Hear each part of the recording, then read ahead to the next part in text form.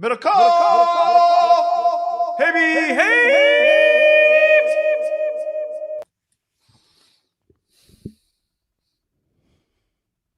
Whoop, Hello. whoop, whoop, whoop. What's up, everybody? Last Thursday before the Super Bowl, trying to get this show in before another Super Bowl party for Middlekauff tonight. Guy, in and out, baby. Flew to L.A., already home.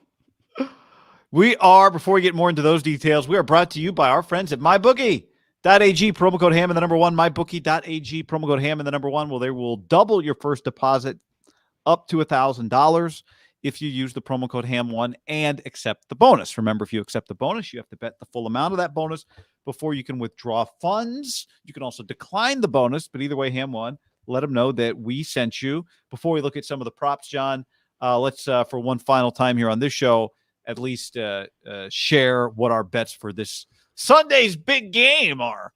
Okay, we got the Rams to win the game, minus 4.5. We have the Rams to be leading at halftime, minus 3. So we put 500. I mean, this is our last money after blowing 3 Gs 2 weeks ago. So we need the Rams, strong start. I feel good if Burrow does become Joe Montana and they're just winning, 14-7 or something at halftime, we still break even. So that's I feel very good about the first half bet. I do feel really pretty good about the big bet. You just maybe Joe Burrow. I just keep thinking, like, is he Joe Montana? So those are our 2 bets. He is Joe Montana. Yeah, he might be. You see, Joe. They asked Joe Cool what he thought about them calling Joe Burrow Joe Cool, and he's like, he can have it. I'm not even that cool anymore. He said something like that. Like, I'm too old. Man, I'm loving Joe. We need more Joe Montana because he is still cool. That's the beauty of Joe Montana. He was wearing Chuck Taylors today doing his rounds. High tops? Look like low tops. Look like low tops. Yeah. It's the low top Chuck Taylor's popular with the 6'2" and over crowd. Yeah. Although Joe at this point, probably still right there. You naturally shrink a little, I think, once you get to your mid-60s, right? Especially when you've been pounded into AstroTurf for bad back too, years and years and years. Yeah, we've been trying. Bad knee, bad everything, right? Everything kind of. Go keep Instagram commenting Joe Cool. We need to get back to doing that, huh? Yeah, we should. Just go on the Haberman and Middlekauff podcast. I think the first time we did it, we were very subtle about it. Like, people were in every Joe Montana Instagram post, people would post like Ham Pod, but that may not mean anything to Joe. Chances he does not check his mentions really high, but whoever runs his like Guinness endorsement might, I could see his kids looking like, what are these guys doing? Yeah. So that's a post Super Bowl push. We got to go heavy on, I think. Yeah. Okay. Make a note. Montana. Just nonstop tweet and Instagram at Montana. Yeah. Would you say that's good? Is that military tactician kind of the kind of stuff Jonathan Allen would be impressed with? Yeah. Blitzkrieg, I think it's something that that's right. That Hitler, instituted. I learned this because I didn't listen much in junior high and high school. He used meth, so he had a major advantage. His troops. They used methamphetamines. They did not need to sleep, guy. Did not need to sleep. There was no performance-enhancing drug testing back in war in those days. No. They did run out of juice, I think, the second time around. A few MyBookie props. Will there be a scoreless quarter? Will Cincinnati score on its first drive? No. I'm with you. No is minus 185, though. So, there you go. How about the Rams? Will they score on their first drive? Yes. Plus 129. Score does mean field goal too? Yeah, just score. Well, I mean, I actually don't. You don't think the Bengals, if they get guys got a big leg, what if they just get in field goal range? Yeah, I mean, they could. I just don't think I have an overall take on the Super Bowl, specifically McVay, that I don't want to use now because we'll get to it in a minute, but I'll get to it in a minute. And then you can tell me what you think. How about time of first score over under 6 minutes elapsed in the game? That's probably a fun one. Locked in for the first 6 minutes of the game. Why don't we institute these props more often in the regular season? I feel like people would fuck around with some of these, don't you think? Yeah, I think you probably. My guess is you probably can. We've not gone deep But they don't have the list of these props during the regular season. Yeah. I just need them to score 12 points by the 4-minute mark. You're pacing around your house. You're like, that's where we're headed, clearly, right? Timeout at 6:05. No. I do think, it's clear. What do you say in the next decade? This is going to come more and more in vogue. Could you imagine Eli Apple tackles and assisted tackles having the over-under on 3.5, and then just all you care about is how tackles get assigned during the course of the game? Like, did Eli get a full tackle or a half tackle for that Tyreek Hill tackle before halftime of the Would you AFC say like the Championship ESPN game? box score would be official, or no, it would not? Yeah, I think all those stats populate from the same official score. Yeah, Gotcha. so it would be official. Gotcha. But, it's all here, man. Like, you want to have a good time, man. Hey, man, hey, Peter, man. There's a lot going on there, bro. You can bet exact number of carries for Joe Mixon. How about that? That pays out. That's like a golf bet right there. It pays pretty well. 8 carries is plus 3,500. That's if they're losing. You can't run the ball. You're losing. You're throwing the ball to him. He gets hurt. God, this is like betting on Gary Woodland to win the Waste Management. Look at these odds. The problem is your theory might be really good at 8 and he has 9. Or your theory might be really good. You pick 9, he has 10. It's just.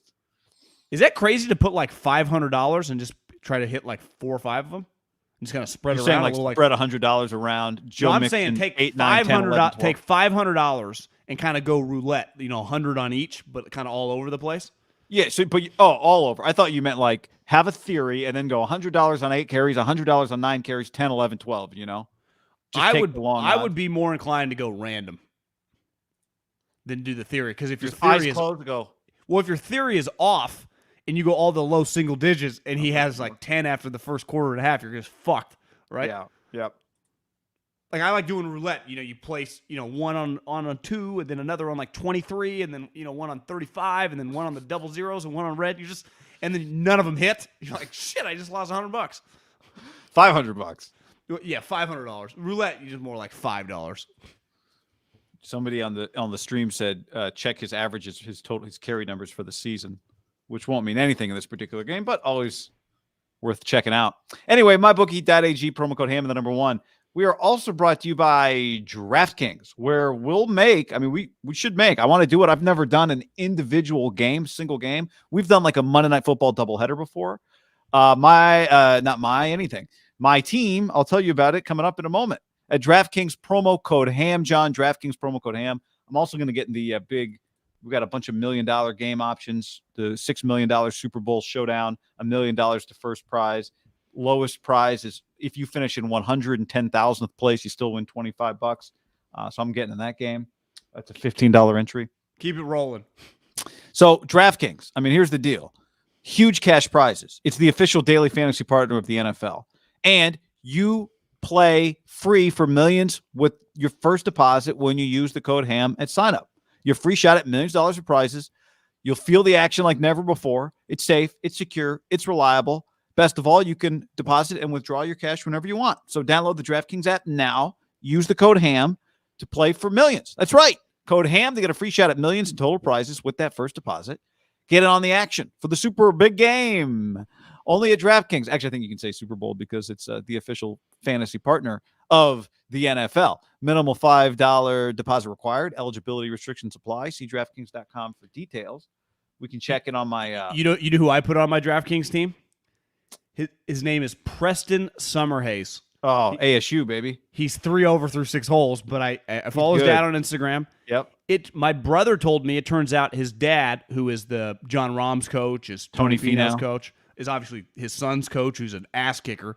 Their daughter is also, I think, plays on ASU's women's team. Like, they are a golf. They're like the Belichicks of golf. His brother used to be the head pro at El Macero, and everyone loved him. But they're Mormons. I think he moved back to Utah. The dad's brother. The dad's brother, yeah. His dad's name is, Preston's dad is Boyd Summerhays, I think. Yeah.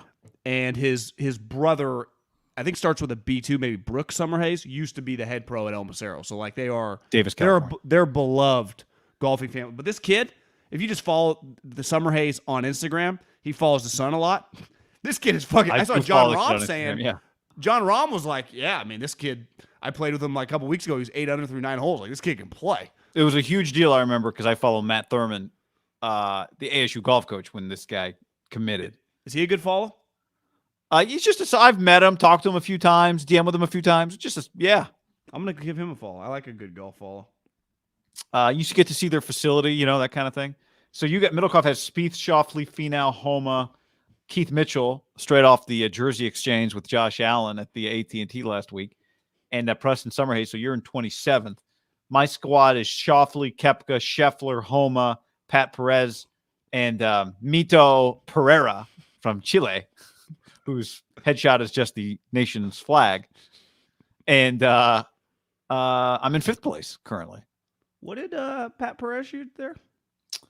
Pat Perez is 2 over T103, so not great. Well, I listen. First place in our game pays $315. Summerhays is 3 over through 6 holes, so it could be a long couple days for all Preston.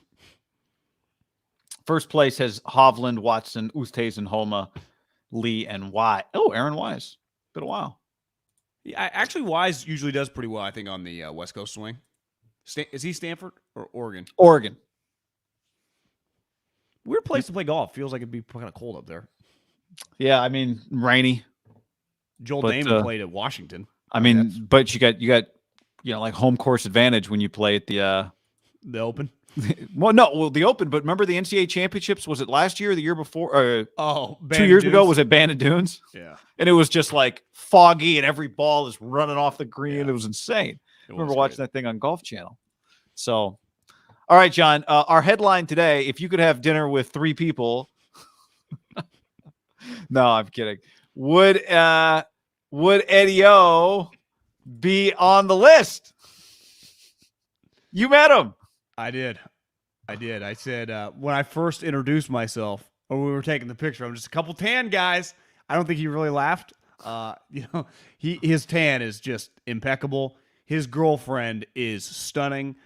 Overall, though, Ed was really fucking cool. Just a couple football guys talking football. You immediately got to throw in a couple guys. The thing with a football guy, their web, especially once they get to like 50 or 60 years old, they're going to know a lot of people. So if you can just find one person that you know or just have a connection to, I don't know Lane Kiffin, but immediately I go with Lane Kiffin, and then he loosens up, and he knows you're a football guy. What do you mean you go with Lane Kiffin?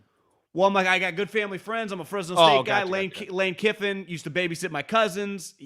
Tim Skipper, and we just start rattling names, and then it just starts this guy and his Skipper's dad coaching the NFL, and we're like, yeah, coach at USC, and then boom, you recruiting, and then it always ends with Pat Hill, tough SOB. Yeah, he's like, you don't mess with those Fresno State Bulldogs, and it was fucking awesome. He was, obviously you spent a lot of time talking about Joe Burrow, and he can't get enough of talking about Joe Burrow. It changed the guy's life. It really changed the guy's life. Because I was,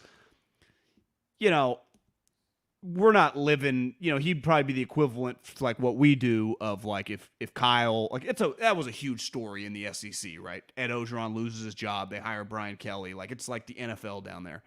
But you meet him and you realize like for as shitty as it was, it kind of got weird, right? He was fired mid-season, but he got to coach out the season. Like, it's kind of crazy what happened to him. What he accomplished, though, 2 years ago, like, that defines his life. He was the head coach of the greatest team in LSU history, and you could argue one of the, if not the greatest team in college football history.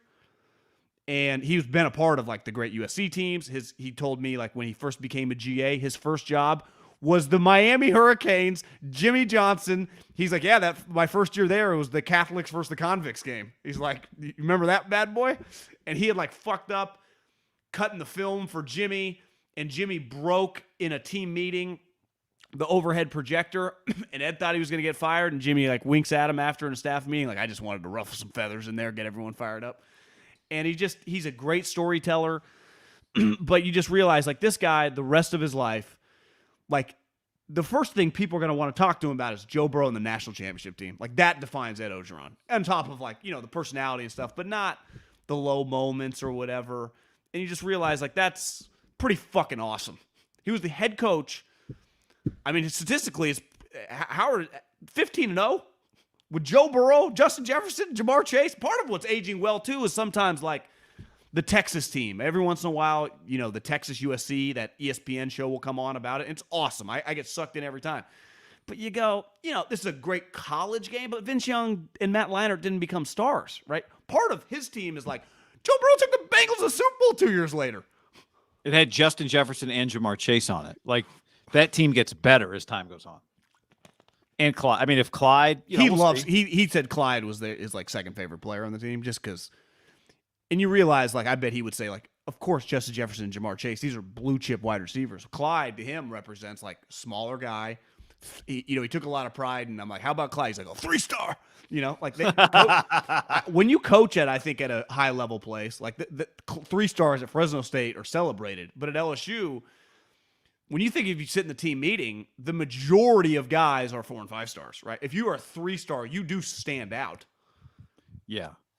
And I don't think Joe Burrow was a 4-star. I think he was a 3-star too. Joe was a 3-star. I don't know what he was as a transfer. He didn't go to I saw somebody State. make the point this week is like, yeah, there's some 3 stars that turn into 5 stars, but by and large, the championship teams are made up of the best players you can recruit.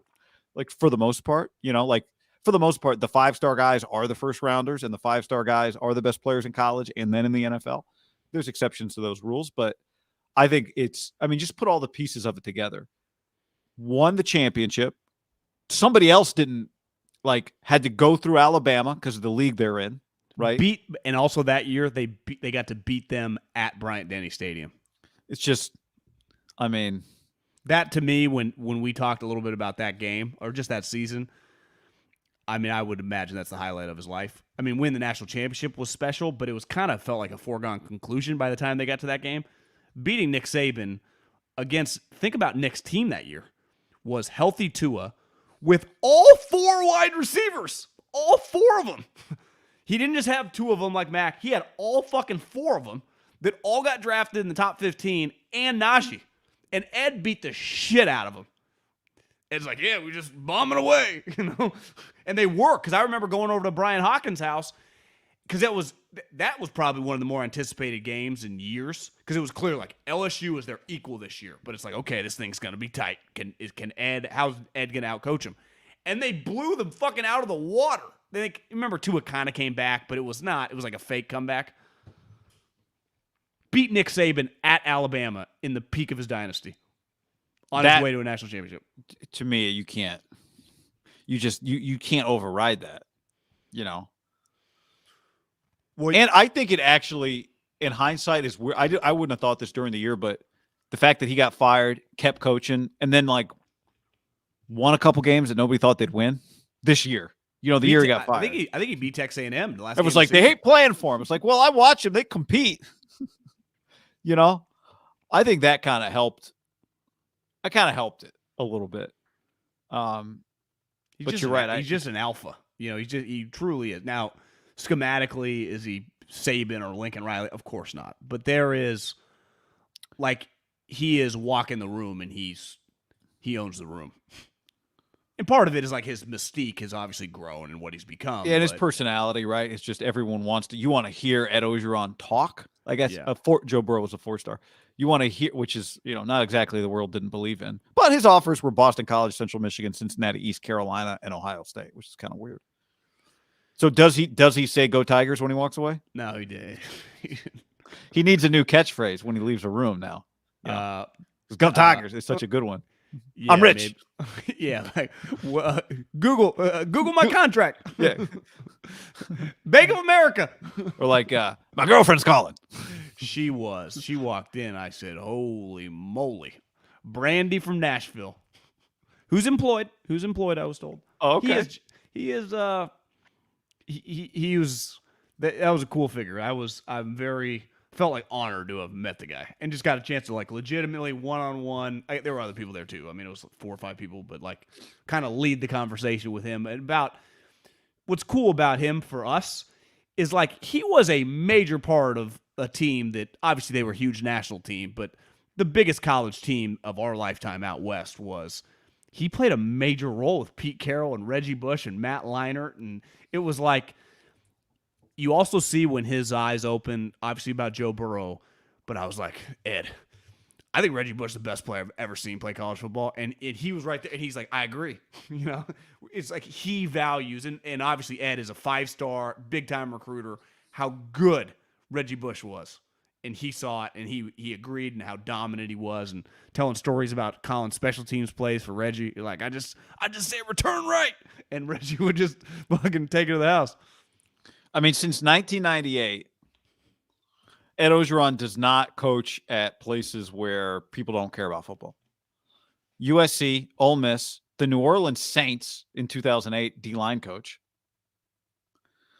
Tennessee 09. With Lane.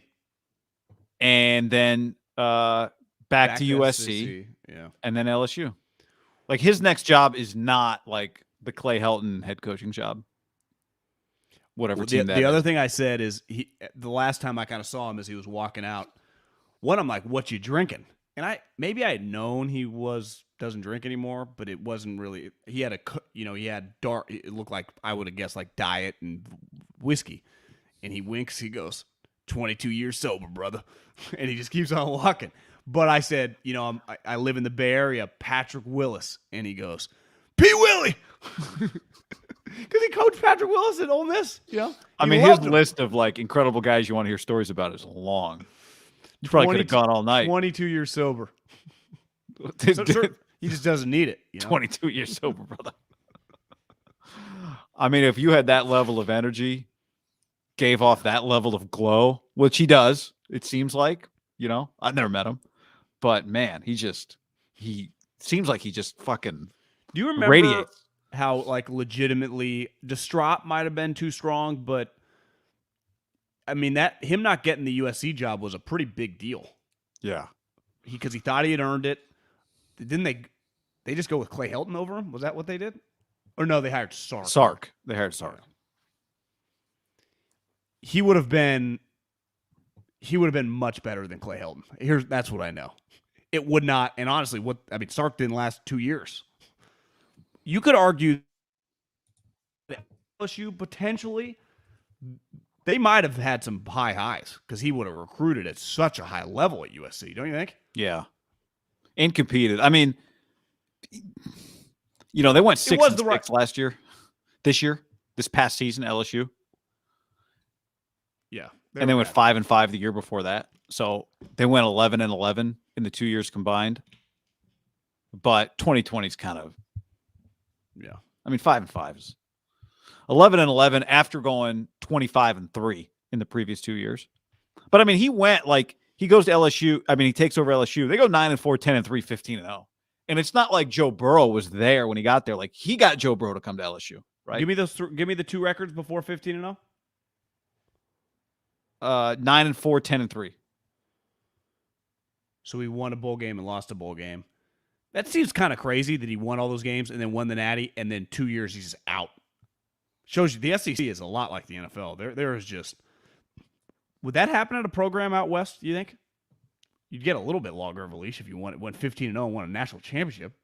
If you won a national championship at USC, I think it would be pretty hard non-scandal to get fired 2 years later.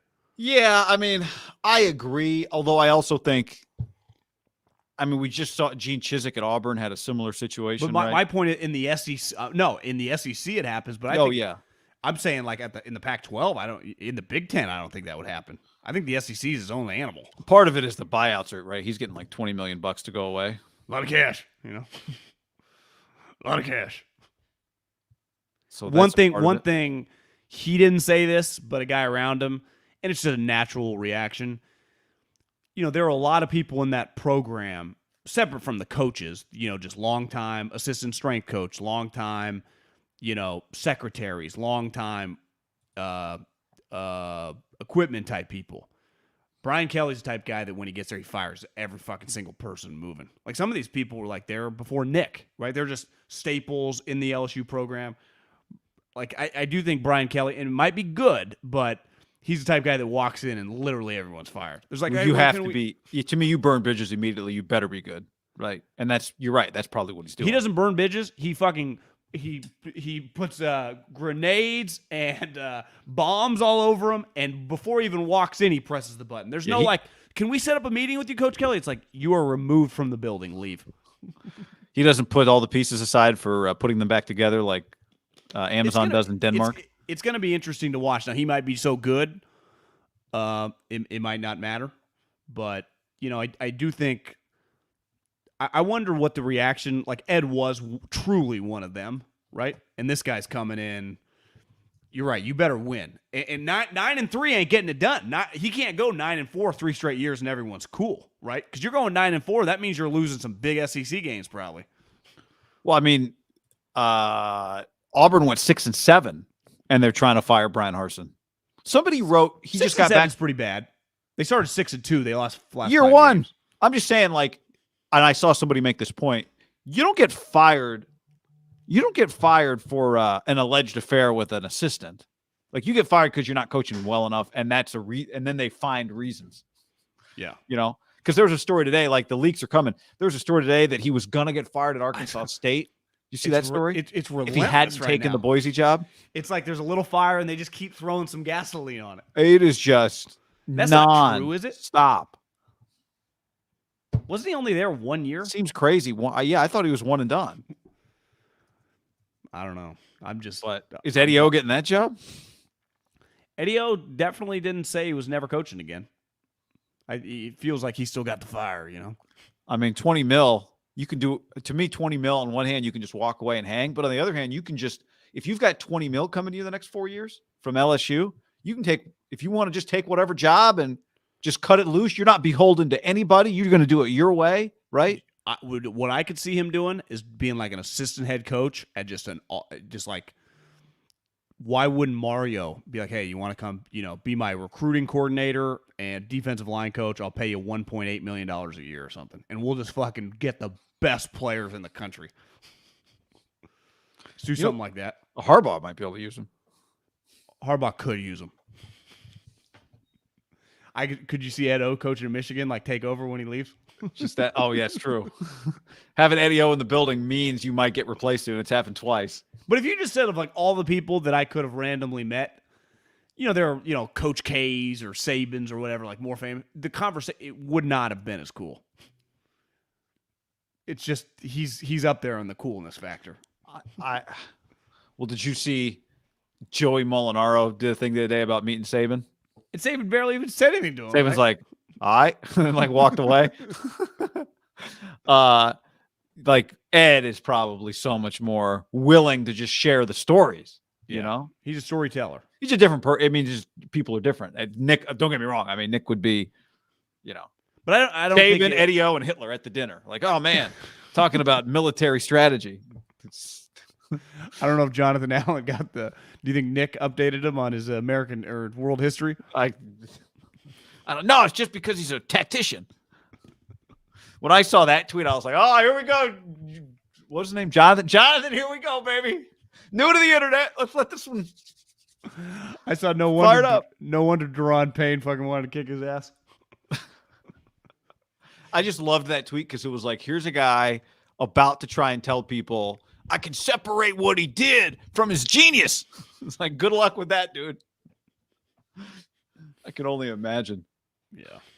Like, is he a good dinner guest? What are you talking about? That was a quick delete. You should definitely take Eddie O over.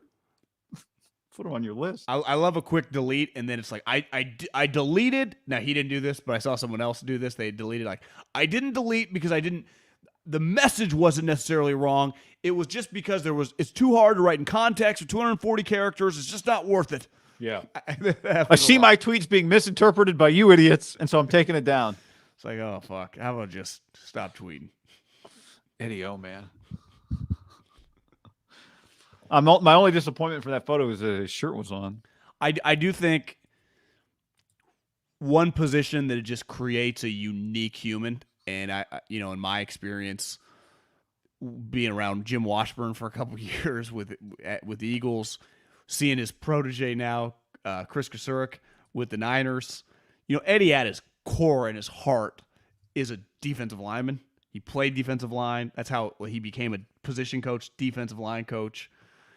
They're just a special breed. They're just, you kind of want them be in the foxhole with that guy. They're just kind of crazy. and all football coaches in general, like Mike McDaniel is probably kind of crazy, right? But, they're just different breeds. Like offensive guys tend to be a little different than defensive guys. I think the defensive line coaches, like, I think Parcells got his kind of start as like pass rushers, linebacker coach, like front seven guys. Like if you gravitate toward the front seven, like the cerebral guys are always like Sean McDermott, learned coverages from Jim Johnson. Like they're just thinkers. The front guys are just like, we're going to fucking beat the shit out of you. It's like Parcells, Eddie O. Even like Jimmy Johnson always kind of felt like he's smart as a fox, but that guy feels like he just likes being in the trenches with the boys, I think D-line coach number one. Like if we did our ranks on different position coach ranks, because when you think about it, defensive line is the ground troops, right, of the attack. They're the first ones in. Yeah. They're doing the hand-to-hand combat. Hand is in the dirt. People are falling all around them, right? To me, you get offensive line is probably similar, but it's just protecting is a different mindset than attacking. It's actually a little more cerebral. Yeah. That's where run teams, though, like that's an attacking mindset from a run-based offensive line, right? Yeah. Road graders. But defensive line, like that is about attack. It's about decapitation. Like it's about injury. It's about double, triple team. You cannot be denied, right? Yeah, you're going to be outnumbered. Yeah. You don't really see. How do these guys ever see where anything's happening? Like, where's the ball? Who has the ball? It's just about get from here to there. They're protecting, like, the offensive line is protecting their most prized possession. You're trying to get through them to the diamond that's sitting back there. Yeah. Right? You're told the offensive line is like to go five hunt. brothers. Stay away from my sister. It's like, we're getting there. You're told to go hunt and come back with dinner, Yeah. I'd put, special teams coaches to me are special place in my heart. I think they're unique. They're very different than D-line coaches, but nuts in their own way. You're crazy. They're only children who have to entertain themselves in their room all day and come up with some crazy ideas. One thing with D-line, it really is the one group where you never hear anyone get offended at the meanest shit said to them. It's like everything's allowed. It is just a group of like, you're just ready for it. Like, I think offensive line, sometimes they argue, like, no, actually, coach, we ran the wrong protection here. Like, they get in intellectual arguments while they're MFing each other. I think D-line is just a lot of screaming at each other just based on, like, get it fucking done, God damn it. That's a great point. You know what? And the theory I just developed hearing you say that is, like, the difference is O-linemen generally, there's no rotation on the offensive line. Like, if you're the starting left tackle, they are not replacing you. Like, you're not telling me to get out of this drill. Like, you need me. D-line, 97, get the fuck out of here. Yeah. Middlekauff, go get him. Send the next wave. Like, oh, shit. Yeah. You're just snaps are controlled. Yeah. And even the best players, I'd have to check Donald's snap count. It doesn't feel like he comes out very often. But even, like, Khalil's and the Bosa's, like, you do get rotated, right? Yeah, because they also want you to peak in hunting season in the second half is when you're truly chasing. Yeah, time to hunt. Third down, pass situations. You're just no excuse, coach. I got double teamed and they took out my feet with the running backs. Like, I don't give a shit. Step over them, split the DT, and fucking use your leverage. It's hand-to-hand combat. They hit me from the side. They brought the guard. It's like. It is. Think how hard that position is at the NFL level. I actually, talking about it, don't think defensive linemen get enough respect. Absolutely not. A D tackle, you're in the middle of it all. No glory. A D tackle, you're in the middle of it all. You got bodies coming everywhere. You're naturally rushing. I would say when you get to rush on one guy, it's a huge win. Most time you're running into at least two offensive linemen, at least like Bosa. If there's no tight end or back to that side, it's like just mano a mano. But if I'm like the D tackle over the guard, well, what if the center wants to come help? What if the running back fucking swings by? It's just a lot of action. You can't see anything because you just see helmets and shit in front of you. It's like, use your instincts. It's like, fucking coach, there's just fucking colors everywhere. I don't even know what's going on. Well, look at this. I saw this photo today, and I'd forgotten to, for those of you listening to the podcast, if you're watching the YouTube, hit that like button, subscribe. If you're listening to the podcast, the mailbag is making a return soon, so 5 stars. But I saw this photo today from USC football, and I knew you'd get a kick out of this. So Anthony Munoz goes to USC football practice. Check Oops. Hold on 1 second here. Let's check out his left pinky, John. We can zoom in here. Oh my God. Pinky. Where's that aiming guy? That is back and to the left. Do you think that's aiming toward like Compton or the Orange County? That's aiming towards the end zone. By the way, nothing like hey, Coach Anthony, you want to come out? Sure. Let me just throw on my Hall of Fame polo that I earned. I did not buy that at Canton. Is there a chance too? Like we're making fun of him for the Hall of Fame. He just grabbed the first. Oh, I'm polo not that making he saw. fun. No, I know. I'm just saying. Like, is there any doubt in your mind? It's like he had to go to practice today. He opens his closet, just grabs a black polo that he sees, and it's just the Hall of Fame polo. I'd have like 7 of them. That's all I'd wear anywhere. Hey, aren't you? Yes, I am. You goddamn right. Would Anthony Munoz, Hall of Famer? I would never, ever in a million years step on a first tee without that polo on. I would never play golf. And not whether he might not be able to play golf with that finger, but if he plays golf, I bet he can. Every single round would be in that thing. Now, it's pretty clear. I would imagine when you just meet a guy like Anthony Munoz, you go, how many humans do you meet that are bigger than that guy? I walked by him at the Super Bowl a couple years ago at Miami. He's fucking huge. Don't you think he still looks fantastic for a guy like in his mid-60s? Oh, he looks incredible. Look at that guy. He looks incredible. Jesus. That guy in the back right, for those of you listening you can't see, that's a guy, like I talked about, like Brian Kelly firing. I've been seeing pictures of that guy for years, haven't you? Am I wrong? No, you might be. I don't know. I don't recognize him. He doesn't jog a memory, but Munoz has fantastic hair. Great. I mean, his jog, just good smile. Just looks. You know what I think too? Looking at, he just looks really happy to just be out there on the practice field, doesn't he? Was he He must have been the starting tackle for those sweet Bengals teams, I would guess, right? Yeah. 9-time first-team All-Pro. Wow. Yeah, I mean, he was 1980 to 92, and they went to multiple Super Bowls during that time. Who were Emiliano your best players? on the stream says, wonder what his PFF grade would have been. Yeah, I mean, you would probably say he was the best player on the Bengals for a decade, right? Look at his hair. He went to multiple Super Bowls, and their best player was their left tackle. Man. He was a third pick in the draft. Out of USC? The Trojans. Which I learned. He's from Southern California. We had we did a little trivia question the other day. I didn't know the answer necessarily. The QBs who have who major college football quarterbacks who went on to coach in the Super Bowl. We had Zach Taylor. You added Bruce Arians from Virginia Tech, Zach Taylor from Nebraska, Jim Harbaugh from Michigan. Somebody in the stream said Tony Dungy from Minnesota. A couple guys to add, John. Gary Kubiak from Texas A&M. Good one. He was in the 83 draft, like the famous 83 Elway. Marino, Kelly. Elway, Marino, Ken O'Brien, UC Davis, Todd Blackledge, and a guy named Tony Easton out Illinois. But Mike Holmgren, USC quarterback. Somebody tweeted at me. Did not know it. Or had forgotten it, maybe. I don't think we give Munoz's football life. I'm looking at his Wikipedia page. 11-time Pro Bowler, 11 All-Pros. Guy, in 1991, he was the NFL's Man of the Year. He played in 1978. The Trojans, they won the national championship. I would imagine he was probably one of their best players on that team. So he's a national championship in college. He goes to the Bengals. They go to multiple Super Bowls. He's an all-decade player. He's a top 75 anniversary guy. He's on all these anniversary teams. He literally accomplished everything except winning the Super Bowl, and he was there multiple times, and he just happened to face Walsh in Montana.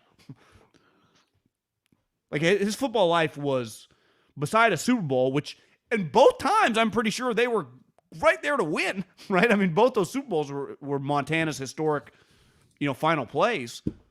Munoz, it's a running joke on here, just his name, but I think he deserves to get mentioned a lot more than he actually does. I'm glad we keep Anthony Munoz's name alive.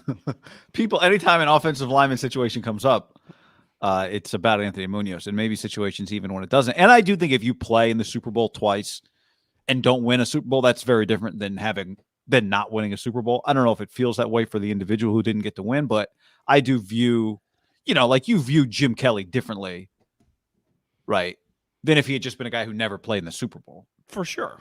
100%. Yeah. Those Bengals teams, probably need to give them a little more respect back in the 80s. Yeah, you're right. I mean, Boomer was the MVP. John Lynch's friend, Boomer Esiason, the MVP. I was reading an Al Michaels story today. I guess Boomer and who did Boomer not jibe with? Maybe it was Al? Yeah, I think it was. Remember, Al got him fired. I think Boomer's fantastic. There was a time in my life, probably, I don't know, 4 or 5 years ago, where I was watching Boomer and Carton in the morning like every day.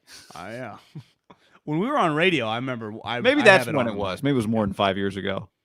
Yeah, because Carton went to prison between then. Remember? Yeah, I do remember. But I remember that being a big deal because I watched them, so I felt kind of knew the guy for being a West Coast guy, and then he got arrested. And remember that morning, Boomer's like, "We got some bad news. Craig Carton has been." I remember we were doing a radio show when he got arrested. Like we were on the air? Well, I mean, that our radio show was going when that moment happened. I thought you meant we were like on the air during the. No, because it would happen in the morning because their show. We would have been like, Jason Barrett's #3 major market show has some news. Like, JB, what's up with your boy Carton? And then Carton now does like reads for all the sports books. It's just he was born like 5 years too early. Did you watch that HBO show on him? No. The documentary's not terrible. Really? I mean, him like going to all night benders at Atlantic City and then just driving straight to do the show at 6 a.m. Wow. Yeah, he served some prison time. And how far is Atlantic City? Like, is that 45 minutes or what's? Yeah, I mean, I couldn't tell you from New York. I know from Philadelphia it was like hour and 20 minutes or something. But it's shitty. It's like run down. It's weird. It's a bizarre place. But they got casinos. The story on Michaels is that he's going to, like, allegedly might be getting forced out to go to Amazon with Aikman. Is this it is an NBC Super Bowl? So Collinsworth is calling the Super Bowl. That's right. I did see people talking about that. Al gets to do the Super Bowl in his backyard. Al gets to do Super Bowl in his backyard. Collinsworth gets to do the Bengals. That's pretty cool. Yeah, it's very cool. You see Andy Reid's talking to John Madden's deal in Oakland. Yeah, speakers. Yeah, Ron Rivera, Mooch, Andy. There's going to be music. I'm not sure by who, but Madden's kids. What do we know when it is? Did you see a date on that? The 14th. So would that be Sunday? No, they wouldn't do it on Super Bowl Sunday. That's Valentine's Day. That's Monday. They would not put John Madden's deal. Is it like free to attend? What is it open to everybody, or is it like a private event? I think it's at Oracle. Yeah, I mean, I think it's. Oh, I thought it was it's not at the Coliseum. Is it?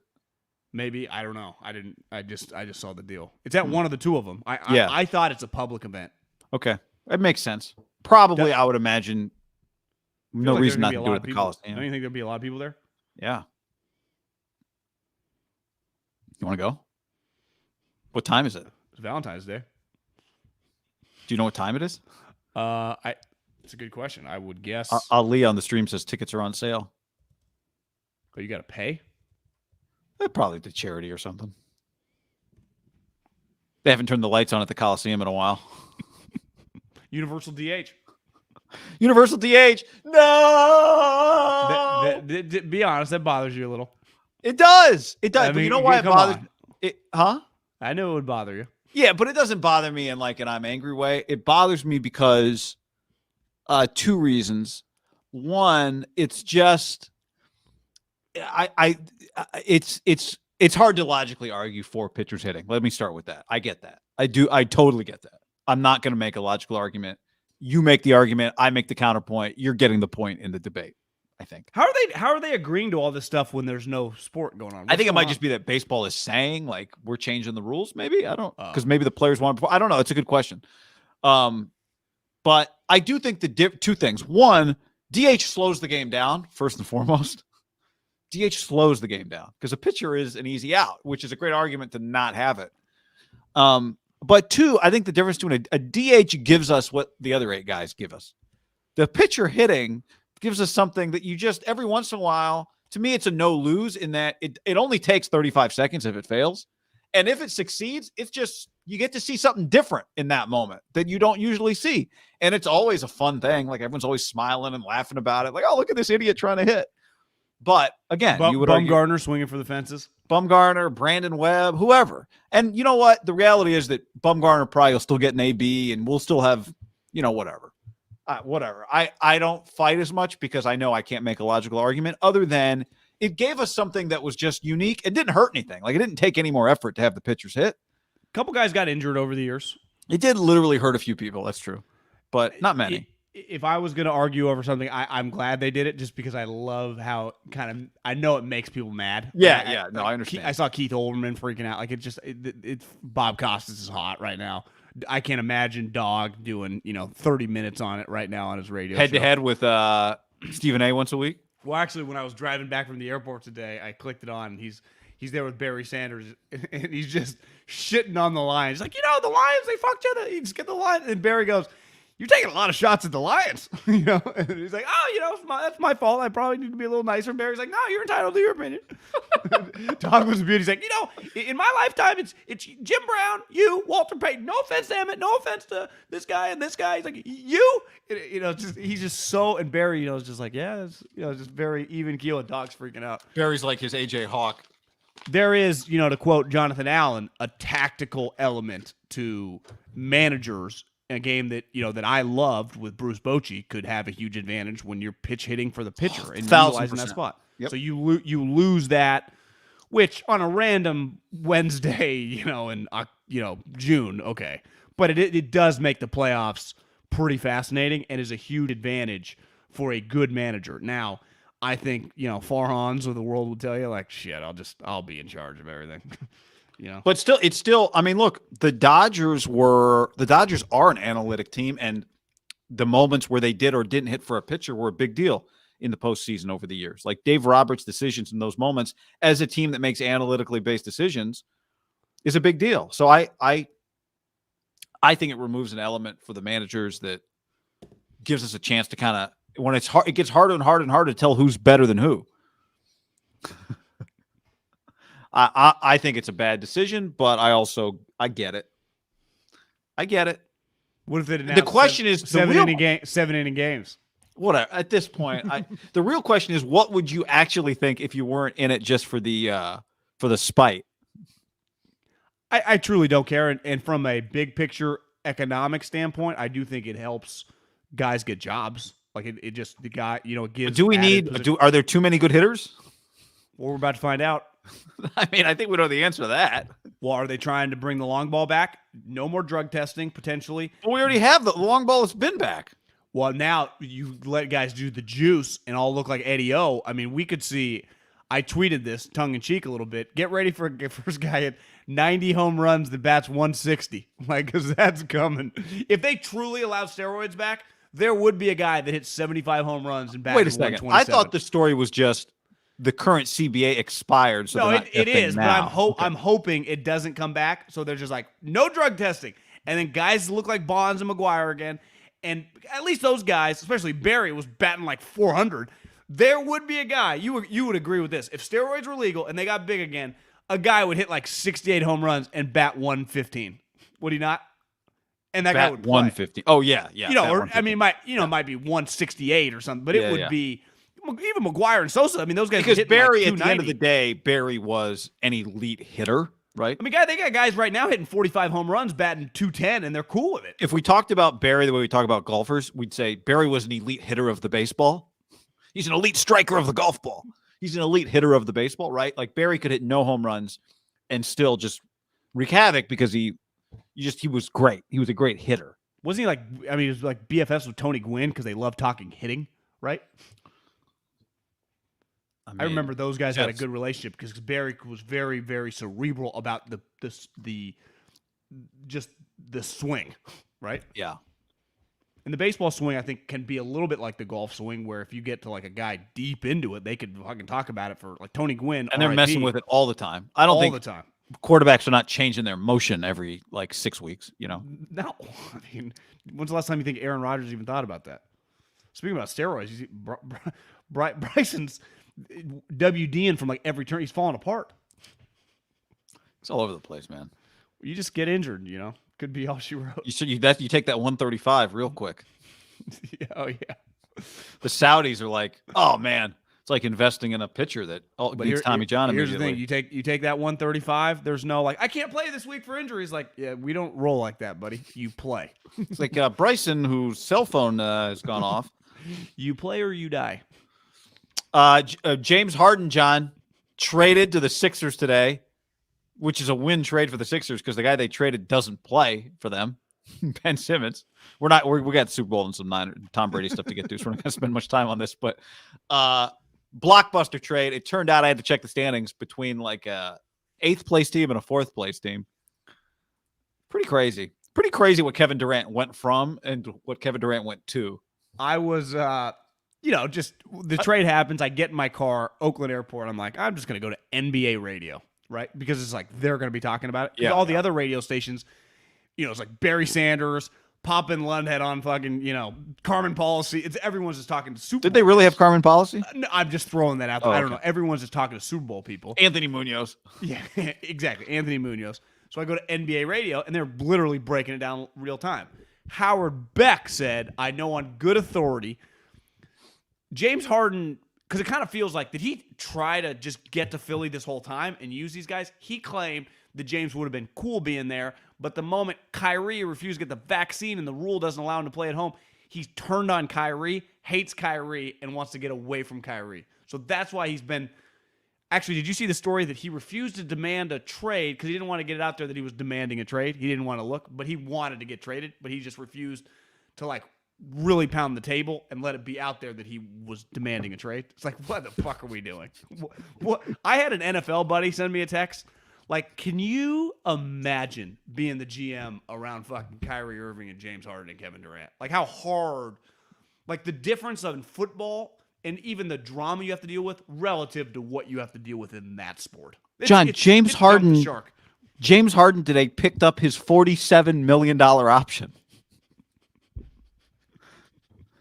Just so he can get to his next 4-year, 200 and what is it going to be $60 million max contract?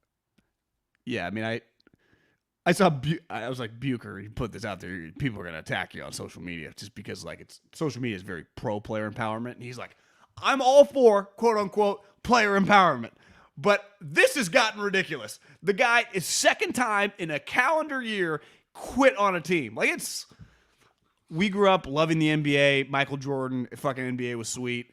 It's always had a couple weird cats, which are healthy for your sport. It has gotten to me kind of crazy. This is outrageous. Well, the regular season has just become so irrelevant, unquestionably, as someone who. But I mean more with this, even just beside the game. Yeah, I mean, think about demanding your trades nonstop. Well, the quote unquote player empowerment when LeBron took his talents to South Beach, guess what happened?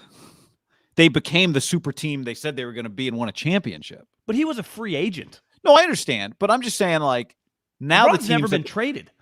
Now the teams that players, but LeBron's team right now is, in danger of missing the playoffs. The Nets were an 8th seed in 8th place in the East when they made this trade.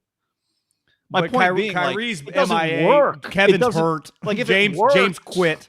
They're bad GMs. No, but to me, they are losing because none of these guys are playing, and James has been faking a hamstring because Kevin's hurt and Kyrie's not playing, and he's tired. I don't want to do this by myself. Which is crazy because to me, he should just go out and out of spite, just average 15 assists and never shoot. I know he could do crazy shit, but he's just. These guys are crazy. They're just at any moment you can just say, I want to go, and they just go. You start. I was talking to somebody today. I'm like, Daryl Morey is not James Harden's boss. James Harden makes $47 million. Anybody anywhere who makes $47 million, they're the boss of whatever it is that they're doing. You're the boss. I'm the boss, right? Why does he love Daryl Morey so much? We can say that Roger Goodell's different. The owners are his boss. But at the end of the day, you make $50 million, you get to do some things that you want to do. You just act a certain way. It's inevitable for everybody. You're saying James Harden? Well, yeah, I'm just saying if you make $47 million by contract, whether you play the game or not, it's going to be really hard for me to tell you what to do. Well, 100%, but there also is Steph Curry makes $40 million, just acts normal. Dame Lillard makes $40 million and acts normal. Giannis makes $40 million, just acts normal. you know, I do think there is just, James is kind of a lower level kind of. I do believe this. Like, I tweeted this out and got a lot of reaction to Russell Westbrook. Russell Westbrook is not overrated. We're all in agreement. He's a stat-stuffing, losing player that every great player that's played with him over the last 7-8 years can't run away fast enough. For some reason, I don't know what LeBron was doing. Wasn't watching League Pass or something. Traded for him. That's crazy. But they clearly he thought he was regret getting it. He was like 12 assists a game? Hell yeah. Yeah, give me that guy. It's like, well, here's what else it comes with. They clearly regret it, and they can't trade him. But these other guys, like James Harden, to me, is I think one of the most overrated players in my lifetime. And I got a lot of Derek Jeter and Eli Manning. I've seen these guys in the biggest moments do the biggest things. Like James has shit the bed several times in big spots. He's a pain in the ass. I think a lot of his stats, I'm not saying he's not a very talented player, but oh my God, no one gives a fuck about you scoring 45 points against Sacramento on January 7th. And that's kind of, he's made his career. And Daryl Morey is like his, like Mayoko in the Hall of Fame room pounding the table for Patrick Willis. That's Morey's just one guy. He's the greatest offensive guy. Jerry West, Michael Jordan, the stats say, and he just says all these crazy things, and I think he believes it. I think it's hard to talk about players. I've seen James Harden in person. You've seen James Harden in person. He's one of the greatest players I've ever seen in my life. I think, right? From what is he able to do on a basketball court standpoint. But part of being overrated can be you can be talented and be overrated. Totally. I mean, it's ultimately what are we trying to do? Sucks. We're trying to win. We're trying to win championships. Isn't that the point of this whole thing? Yeah. Well, and that's why I don't want to hear about Eli. I don't want to hear about Derek Jeter. But you agree with me in this sense. I've seen him in person. He's terrifying to have on the other team. That was also 8 years ago. That was once upon a time. Now it's I'd rather play his team because I know he's not a winning player in the end. But I mean, they almost did it until Chris Paul got hurt with the Rockets. They almost. But that's pulled part it of it. off. There's a lot of people in the history of almost. For whatever reason, Eli wasn't an almost. Eli just did it. Steph's not an almost. Giannis isn't an almost. Why is it always an almost with some of these guys? And him specifically now, all these other things on his resume, what the fuck is this guy's deal? What is his deal? What is his deal? We know Kevin's deal, right? He's just kind of a lost soul. Kyrie's just a weird cat. This guy is, just a weird dude. I don't even know. How do you even describe him? Yeah, I don't know. Like you said, he's just so rich. He just doesn't really give a fuck. But he's still good enough. Or maybe there's just this one guy at this point that just loves him. Because I do think his star has dwindled a little bit. This guy loves him, guy. Yeah, Daryl I think it'd be James hard Harden. for just a normal GM to even take it on, Have you ever seen a GM and a star player like this just be so tight at the hip? James just aspires to be around Daryl. Is this because Daryl kisses his ass? I mean, Kirk Cousins and Kyle Shanahan?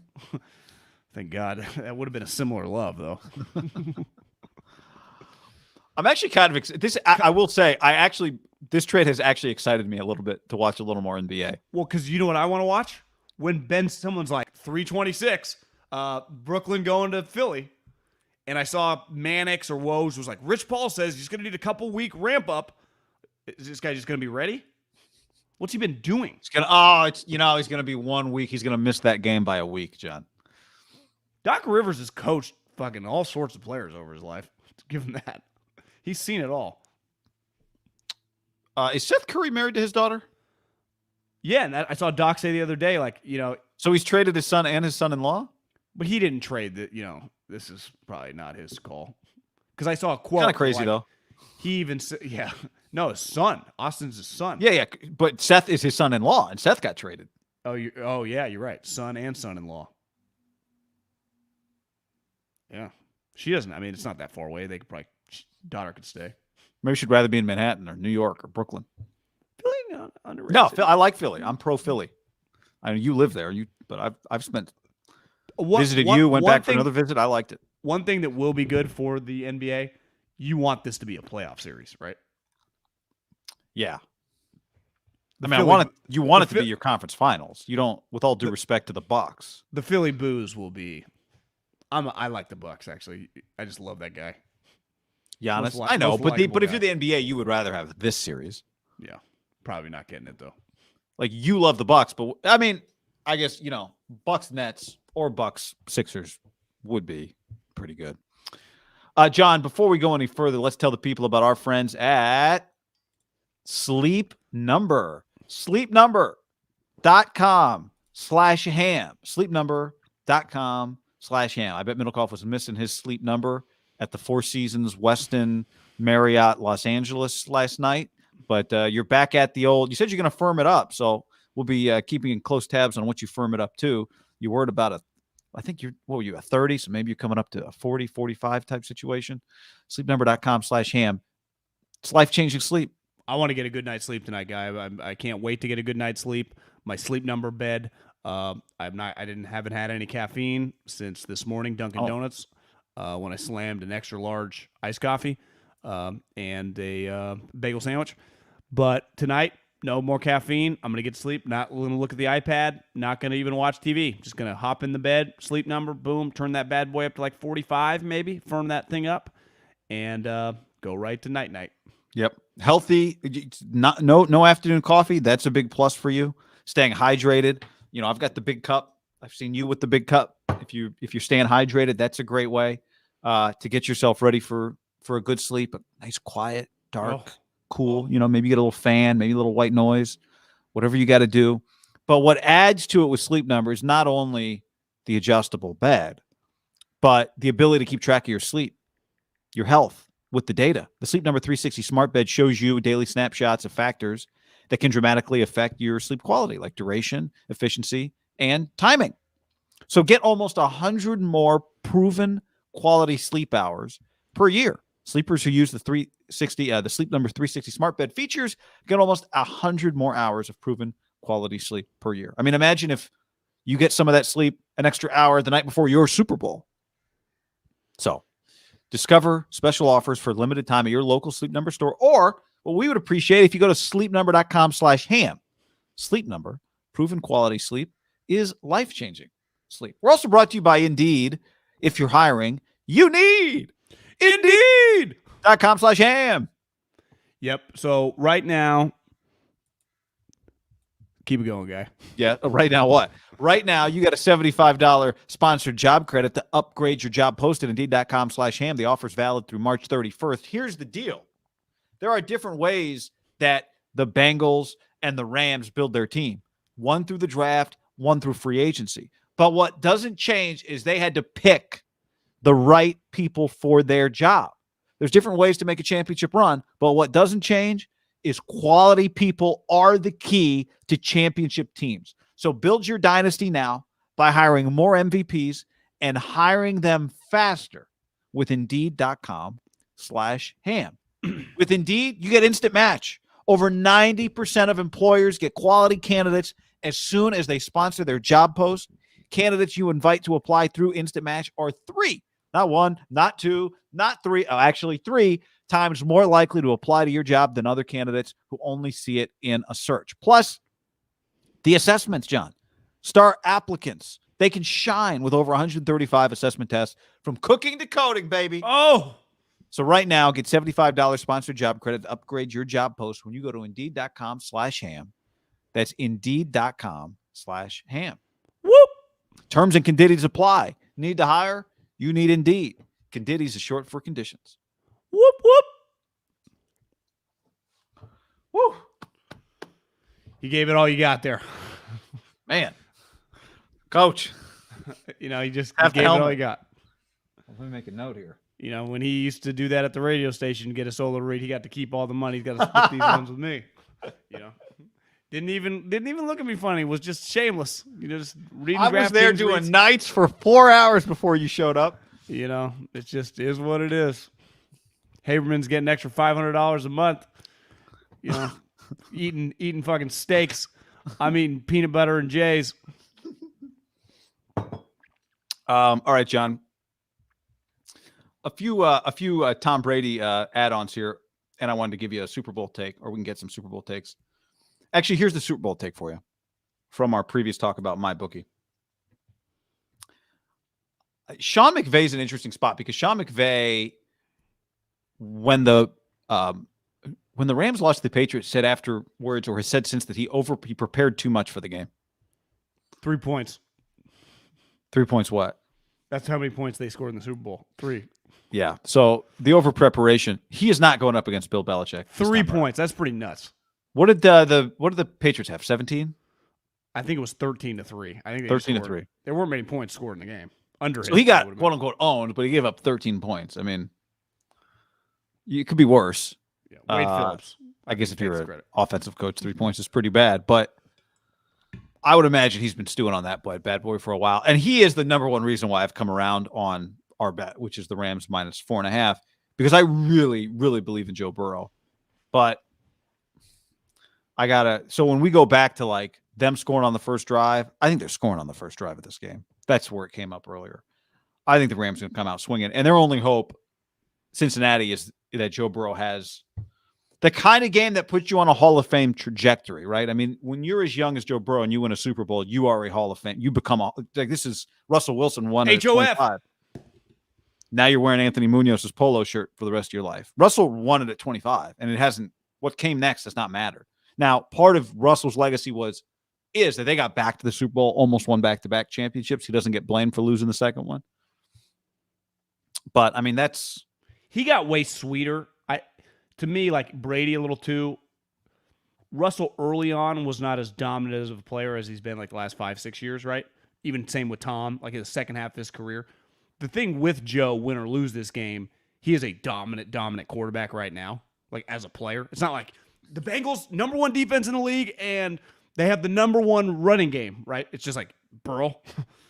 That's kind of ahead, and really he's coming off an ACL in year 1, so this is really his first full year in the league. And I'm pretty sure it was like other ligaments too. Like it was supposed to be really bad, and somehow he came back, and it looks like normal. Yeah. My thing is just, it feels like one day Sean McVay will be on television, not coaching, doing other stuff. And you think about the 2 biggest television stars when it comes to the NFL, John Madden and John Gruden. Like, he wins a Super Bowl. His opportunities in life. Now, listen, he's already a star, and the networks and stuff, he could do it, and he would probably crush it. He's just pretty unique personality, unique look. But if that image of him getting carried off the field, which kind of feels like it was going to happen if they're going to win, change the guy's life. Like, I just think the way, I mean, one thing we obviously talk a lot about Kyle here, having that Super Bowl, there's a burden lifted off you. I mean, you've seen it with Andy these last couple of years. His F's given on given games, so he just lets it rip.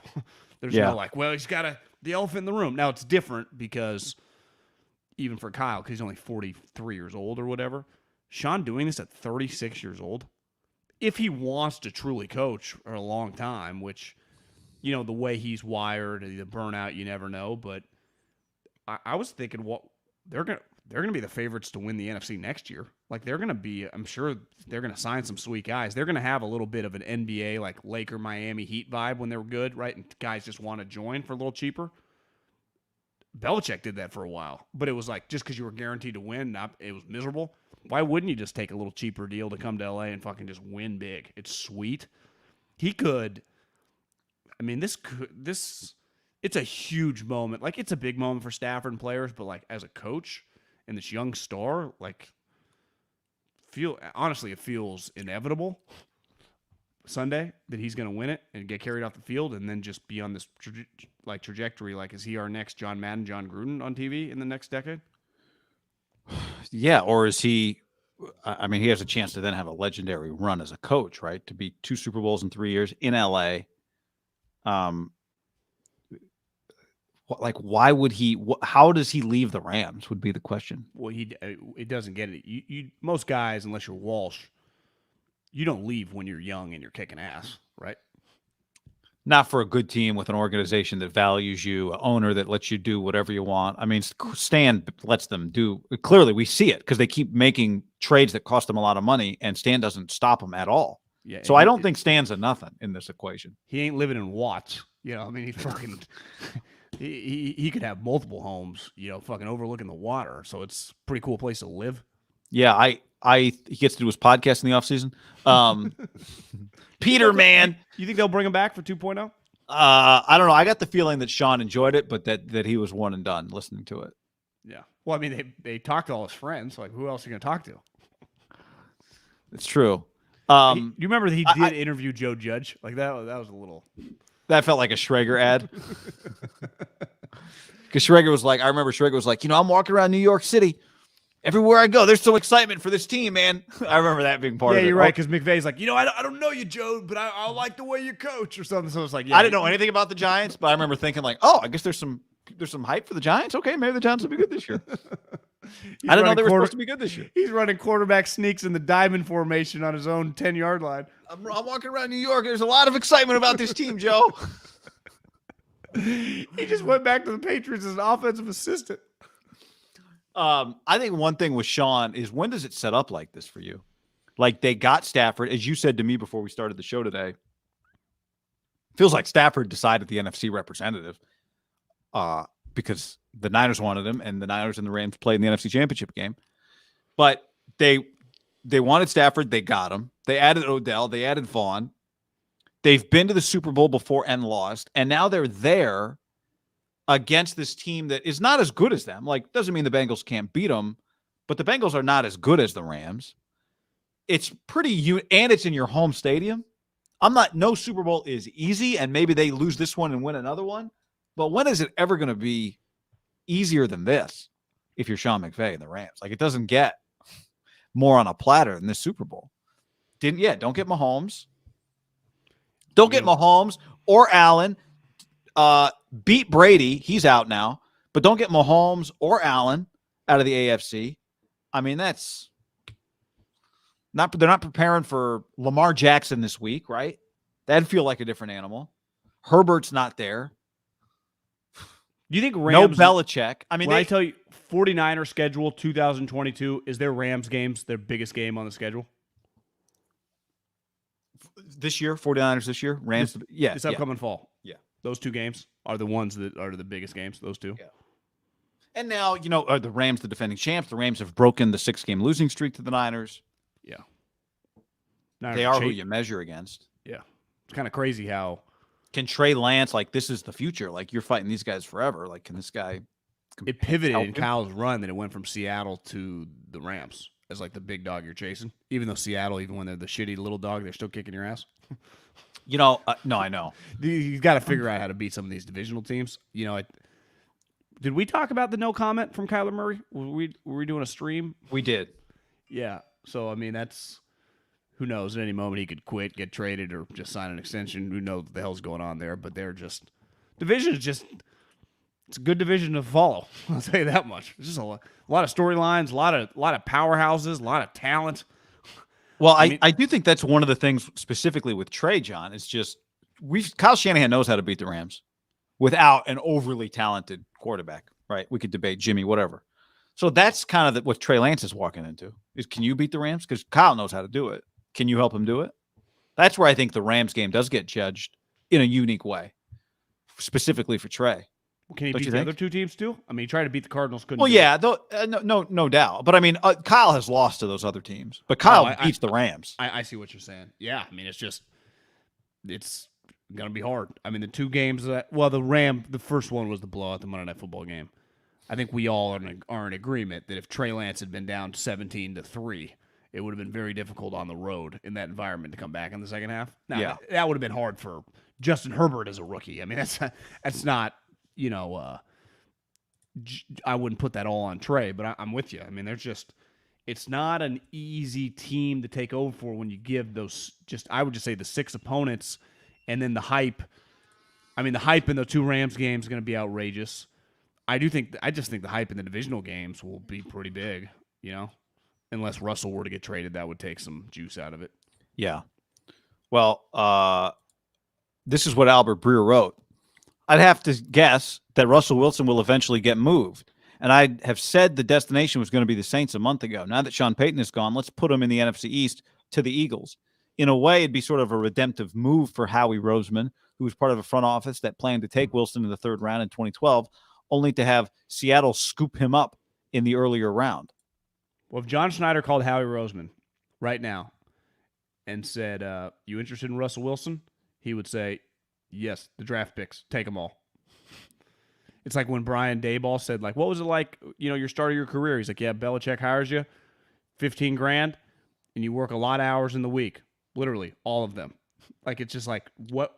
I don't think there is any. I think Howie would part with so many fucking draft picks, and he has 3 first-rounders. He has a ton of second-rounders. I think you could. It's conceivable that you could get like 3 1s and 2 2s. Just all 3 1s this year, or take a future? I mean, you could argue just take all 3 of them now, because next year, if they're good. So, to your point, the Eagles have their first. They have the Dolphins first. They have the Colts first.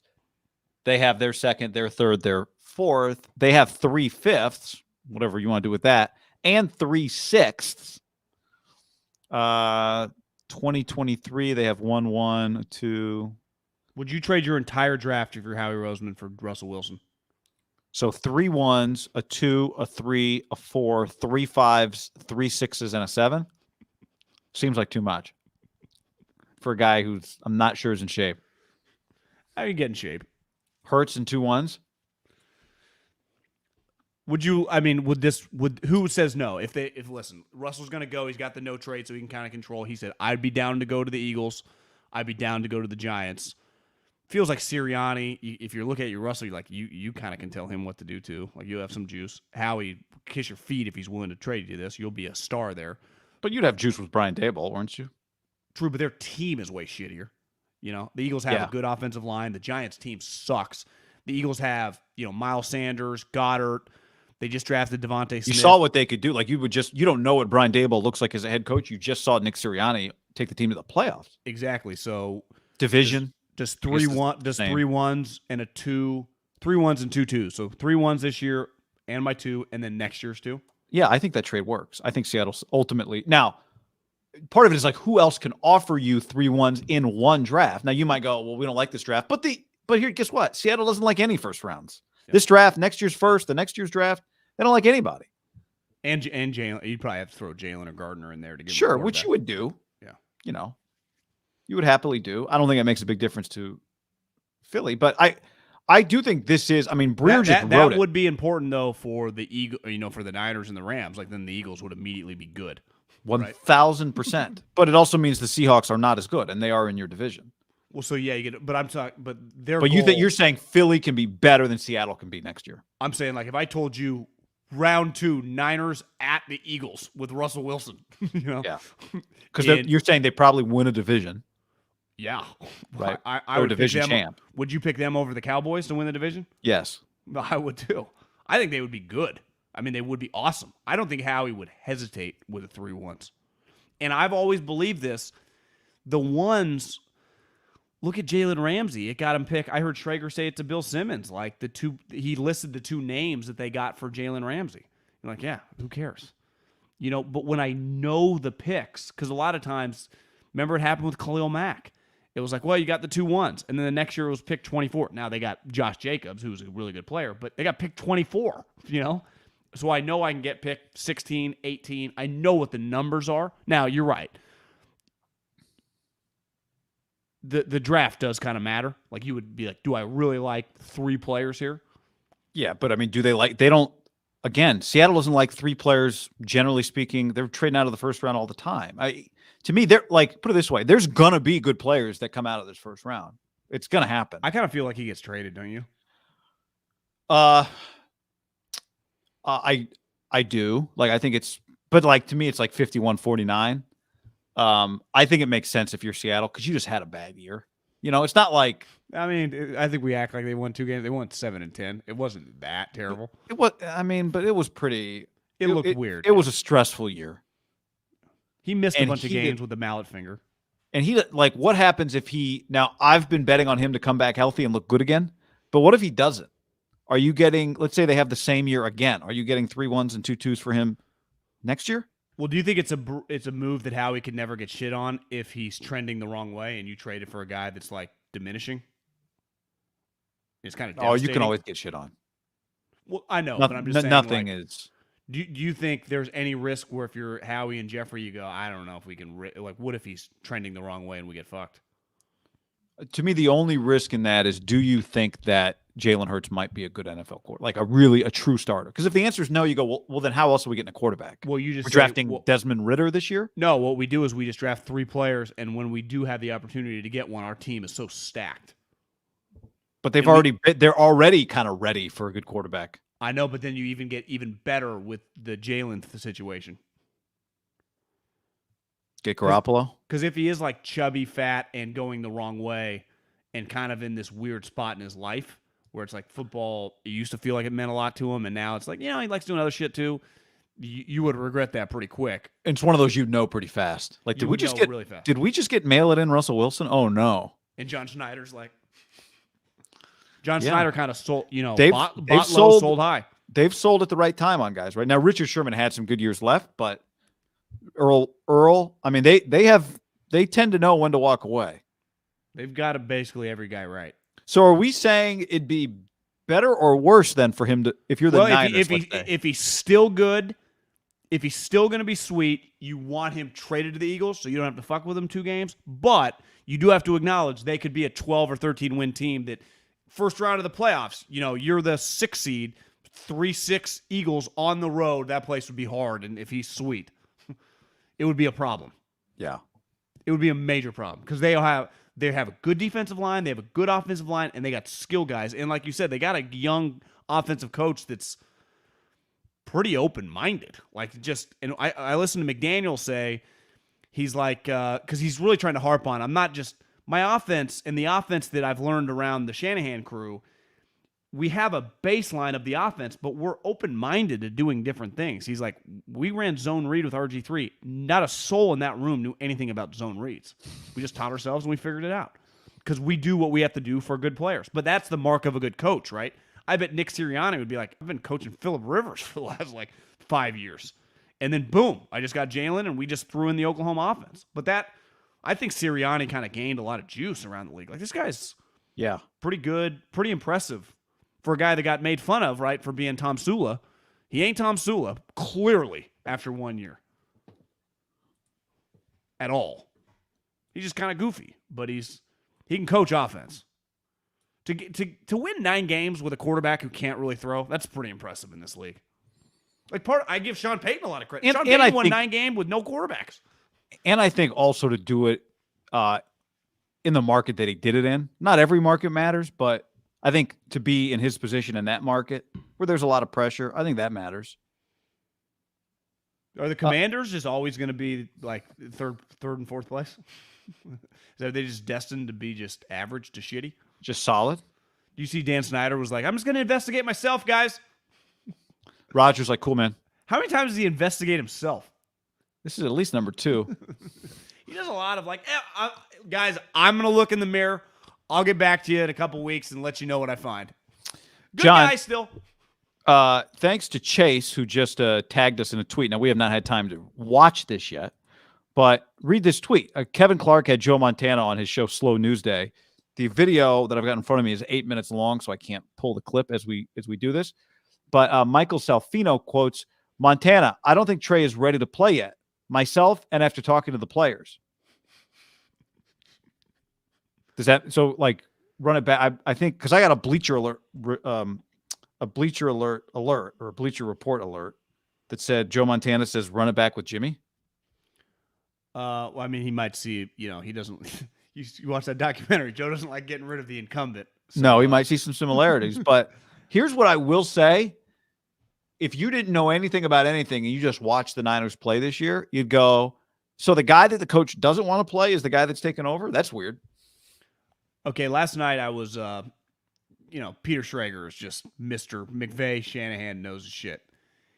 And we were talking about Patrick Mahomes. I told you this before we jumped on. And I was like, if you remember Mahomes' rookie year, the hype around that building, a lot of it was Veach through Peter Schrager, letting everyone know, get ready, guys. Get ready, guys. And they would do the occasional, Jay Glazer leak. Look at this throw. At first, they didn't leak, but it was like, guys, you can't keep saying you saw the sweetest play ever in practice. And then you would see him, behind the back, over his head, over, 3 defenders, touchdown in Thursday's practice. And be like, they got something here. And it was just build up, build up, build up. Then he played, and everyone was like, holy shit, they might be right. That has not really been the case with Trey, right? There hasn't been like, it happened a little at the end of the year when Fred Warner's like, he's really kind of coming into his own. But it also felt like, were they doing that? Were they playing mind Jimmy Johnson games to build him up for that start? Remember? Because Jimmy was banged up, and it was like, was Kyle being like, hey guys, we might need him. Let's build up that confidence. And there's a chance they were doing that, because I saw Debo. He maybe said on NFL Network, or he was doing one of his 8 million interviews for the Super Bowl, where it's like, let's get to right guard, and Debo was like, listen, I will have Jimmy's back forever. What he went through with the thumb and the shoulder, he could not grip the ball. So there were probably moments where he started getting banged up, where Kyle just tells his leaders, like, hey, guys, I need you to build this guy up, because at any moment, Jimmy could miss a couple weeks, right? And the Niners have high-level guys that can operate like coaches. I think it's fair to say that, and one thing I told Traeger, and we've talked about it before, is Kyle's consumed with one thing during the season, the opponent. He doesn't give a shit about like, hey, Trey, extra 20 minutes of practice. Can we work on your releases? No. Him and McDaniel running back up, dial more plays, figure out how to fucking get yards against whoever the defense he's playing. There's a chance that Trey is not even remotely close to be a 17-game starter. People think I've been hard on him. What I've seen, again, not negative. He is very physically gifted. Like, it's hard to know how much he would improve from game to game. We didn't get to see him start back-to-back games. And he was clearly better the second game. Though, remember, that first half was a little iffy against the Texans. So it's just, He is a work in progress for a team that, you think Kyle Shanahan's like, yeah, we're just going to be a work in progress in 2022? Or you think he's thinking, I'm winning 12 fucking games this year. I don't want to win 10 and barely get in. I want to kick ass. Right.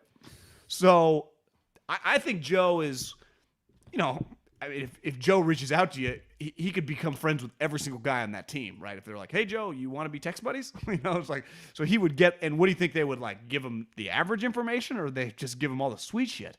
So I think he's just being told, like, this guy just needs a lot of work, because the Niners players are used to being a part of the highest, like, they're playing in playoff games. They're playing the best, like, they know what it looks like. I think it's okay to say that, like, Trey needs a lot of work. And anytime you get a guy that, quote unquote, needs a lot of work, it could be a really rough first year starting. You read these stories about, like, or, it's so long ago, but Manning and some of these guys, that it's difficult. Yeah, I think where it comes into play is, at what cost are you willing to stunt his growth or delay his growth, and can he grow while not playing, right? So are you willing to delay his growth for Tom Brady? Yes. Are you willing to delay his growth for another year of Jimmy Garoppolo? Well, Kyle Shanahan might. I've come around to think, yes, Kyle Shanahan is just not, because he just did it this year. If you told me that Kyle Shanahan, if you told him this year, you have no clue what's going to happen after, it's going to be, you're going to learn with this guy, but you're going to go 8-9. He would not. He would say, well, then we have to find another quarterback. Not necessarily. I'm just saying, like, he would, if you told him, hey, if you start Trey every game this season, I'm the football god Nostradamus, you're going to go 8-9. He'd be like, okay, Trey's not my starting quarterback this year then. Right? Yeah. Well, some coaches Jimmy might be like, it'd be big picture, because he'd go, well, then I'll just keep Jimmy, because I know I can win more than 8 games. Here's the other thing. If Jimmy gets hurt, right, then Trey Lance is my starting quarterback anyway. So you know what I mean? Like, if you're Kyle, you're like, well, I think Jimmy can win more games with him, so I'll just do that. And then if he gets hurt, then I do the other thing. But now the complication, right, is that Garoppolo cost $27 million. Yeah. But, you watch that Montana doc, like, they went through Montana and Steve for like 6 years. They could do this for another year. Salary cap in the 80s. No, I just meant the controversy of it all. Like, if you were Jimmy and they said, Jimmy, we'll bring you back. We're going to need you to restructure. Instead of 27, it's going to be, what's the biggest number? What's the smallest number he wouldn't get somewhere else? Like 16? Say that one more time. What's the smallest number the Niners could pay Garoppolo that would still be more than anybody else would pay him on a restructure? Yeah, I think you'd have to go to high teens. I think high teen, right? Like someone could Steelers would pay him 15. Yeah, 19, 18. I mean, if Andy Dalton got 10, then you're right. Actually, 15 might even be low. Someone would give Jimmy Garoppolo $20 million to be their starting quarterback, you'd think. So, but I mean, that here's what I know. Because there's no Daryl Morey in this situation. If Kyle Shanahan does not believe, like, I've come around full circle on this. We can be like, Trey should play, but that ain't the way the motherfucker operates. And honestly, he's good enough. He can operate how he wants to operate. And if that quarterback, which runs his baby, which is the offense, ain't ready, Trey Lance is not going to be a starting quarterback. It's just that simple. And Jimmy Garoppolo, they do have his rights, and he will roll it back because Jimmy proved this year he can handle it. Jimmy is talking in absolutes because in his mind he thinks he's gone, but it ain't Jed's not going to pull the trigger. Well, John Lynch doesn't have the juice. Remember what I told you from my research watching the Pro Bowl on TV One with the volume on. Schefter said, I know people are just assuming it's a foregone conclusion that Jimmy Garoppolo is going to get traded, but I wouldn't go that far. And we both said the same thing, like, yeah, okay. But I think your assessment of Kyle and the way we've talked about Kyle is correct. Because Montana's given us true inside scoop. Here's the other thing. I think we sometimes, when we talk about Jimmy not winning a championship, look at Garoppolo in the exact opposite way that Shanahan does, which is we say, see, you've seen now twice you can't win a Super Bowl with Garoppolo. But Shanahan goes, no, I went to the Super Bowl with Garoppolo. And then I went to the NFC Championship game with Garoppolo, and let's flip a coin. We were good enough to win that game. We could have won that game. Right? Does he look at the plays that Garoppolo made that, the almost interception that probably could have been a pick six? Does he look at the interceptions that he threw in the weeks before? Or does he look at, I went to the NFC Championship with Jimmy Garoppolo in a sport where Sean McVay will tell you, and I'll tell you, we played 6 times. We didn't beat the shit out of the Rams 6 times in a row. We're just clearly better than them. Half those games were coin flips. We easily could have lost them in 3-3 against the Rams in the previous 6, right? So he knows that any quarterback, nobody guarantees you anything. But he knows that he can get to the NFC Championship game with Jimmy Garoppolo. Yeah, I think they just need to find a way to get Tom Brady on this team. But to me, that's the easiest move. You just get Tom Brady on the team. You get Tom Brady, he sits for another year, and you that's the game plan. I think that to me is your number one option if that's a possibility. I know. And Tom will be like, shit, I'll play for $12 million. Well, we've seen Tom, unlike Peyton Manning. Well, I guess Peyton eventually did it. Tom has taken pay cuts to do what he wants. What if Tom was like, yeah, I'll play for like 6. Just go get a couple sweet players. I mean, what if you can come to Tom with a plan? Like, Tom, here's what we could do. You give Tom like options, like a car has like, okay, if you want it without the sunroof. All right, Tom, if you play for the veteran minimum, here's what we can get. Do you know the first thing that would happen if that happens? You would be driving down the freeway, and there would be a guy up on the billboard taking Kittle off the Zennies and throwing Tom Brady up on Zennies with the glasses. That would be the first. You'd be like, Tom Brady would have a national campaign for Zenny Eyewear. Zenny Eyewear, Pepsi. He doesn't drink soda, but what other Bay Area companies that they'd launder money to him from? It's it.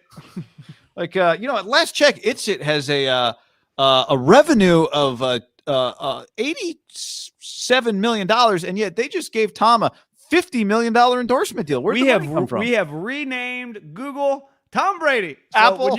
Instead of Googling it, Tom Brady it. That's a good one. That would be. Jed's like, my friends in Silicon Valley came through for me. It's like, you guys want to come watch Tom Brady play? Do me a couple favors. Tom makes more money in 6 months than he's ever made his entire life on all these side deals. Google's just funding him like $300 million. Well, Tom's playing for $100,000. As you know, just play me the practice squad rate. Like, Tom is helicoptering into every practice, and the helicopter has 7 logos on the side of it. I could see some crazy shit happening. Levi's. Tom and Levi's Stadium presented by Tom Brady. No, here's the move.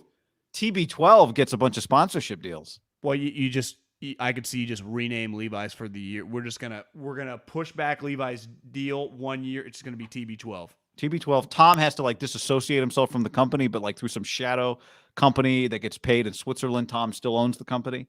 Yeah, it's one of those when you get the president, you got to take yourself off the boards. Exactly, but just give me a break. You're still getting funded the money. Well, I do see one of the reasons. Now, you and I have both been listening to Seth Wickersham's book, "It's Better to Be Feared," and it's a fantastic book, and I can highly recommend it.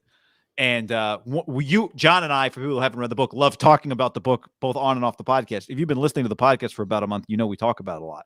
Well, I was listening to one part of the book this weekend. Today's Thursday, yesterday, Wednesday, as I was driving in the car.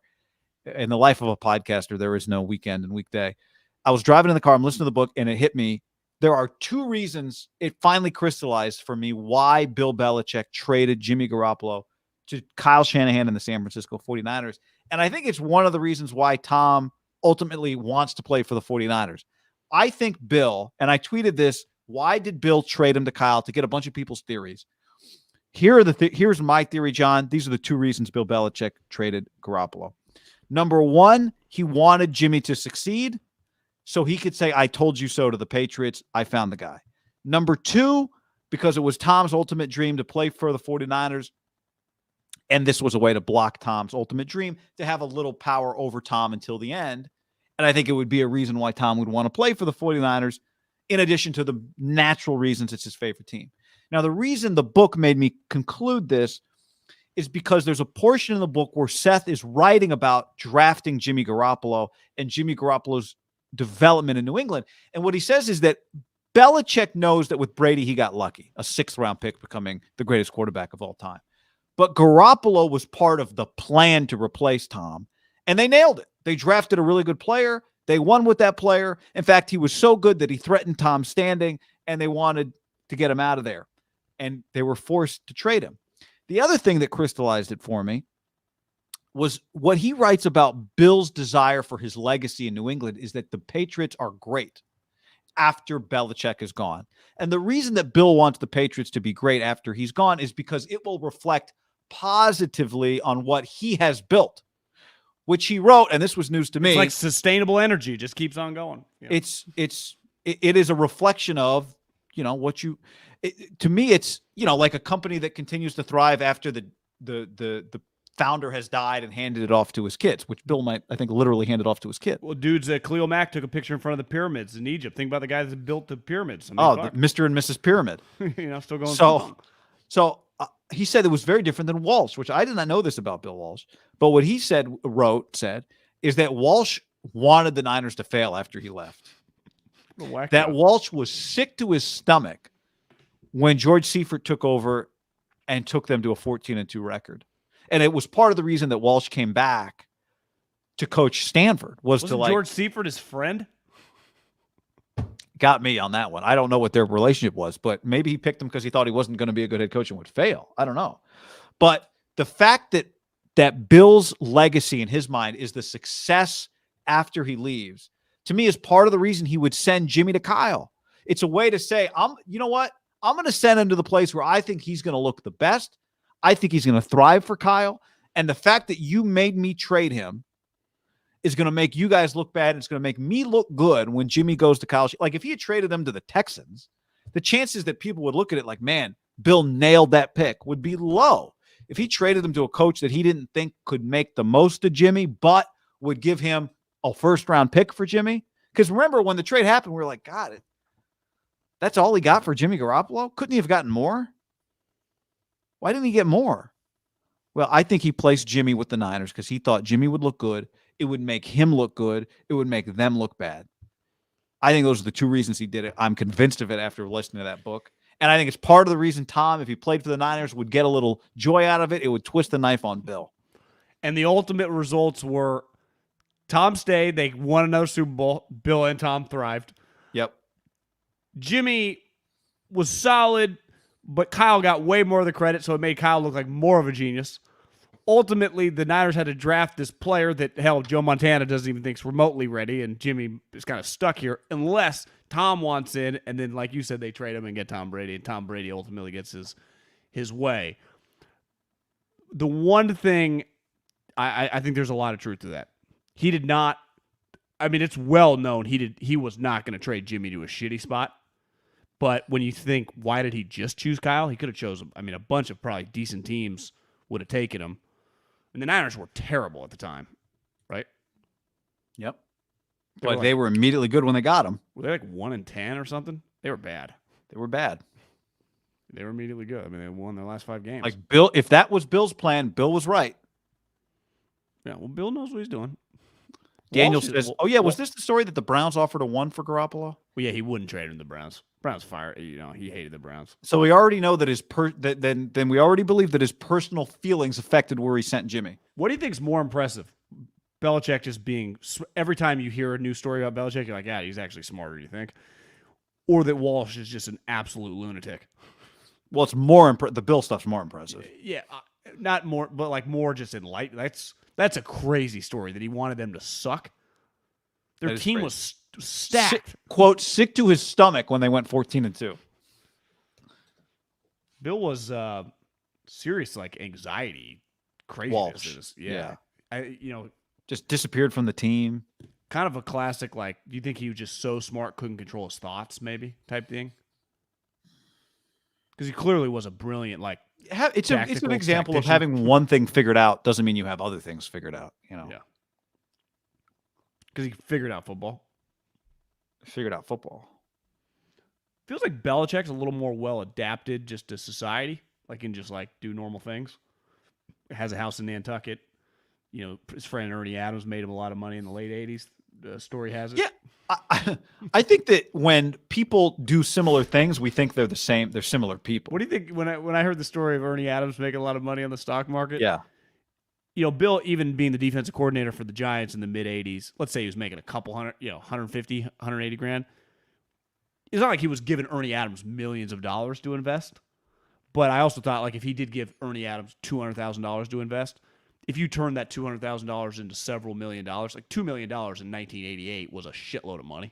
You're asking what would I guess Ernie Adams, because Seth writes in the book that the rumor is Ernie made Bill a bunch of money in the stock market. In the late 80s, when Ernie got booted out of the Giants, had to get a normal person job, went to Wall Street, dominated, took some of Bill's money, his best friend growing up, and just, obviously Ernie and Bill aren't fucking open books of their life, so no one truly knows, but it's just...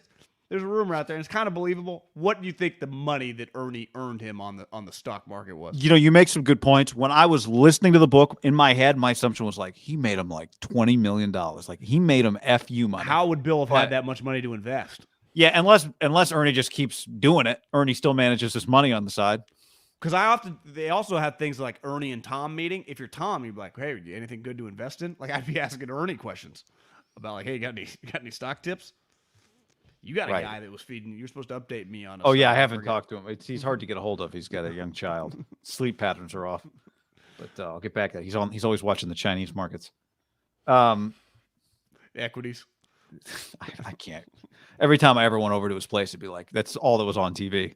But it's like watching sports. I mean, you watch. It's just tickers, bottom Bloomberg. lines, and interviews, and 3 tickets. It's actually more extreme than watching sports. It's way more extreme because. There's like at least when a coach goes like, "Hey, is Debo going to play this weekend?"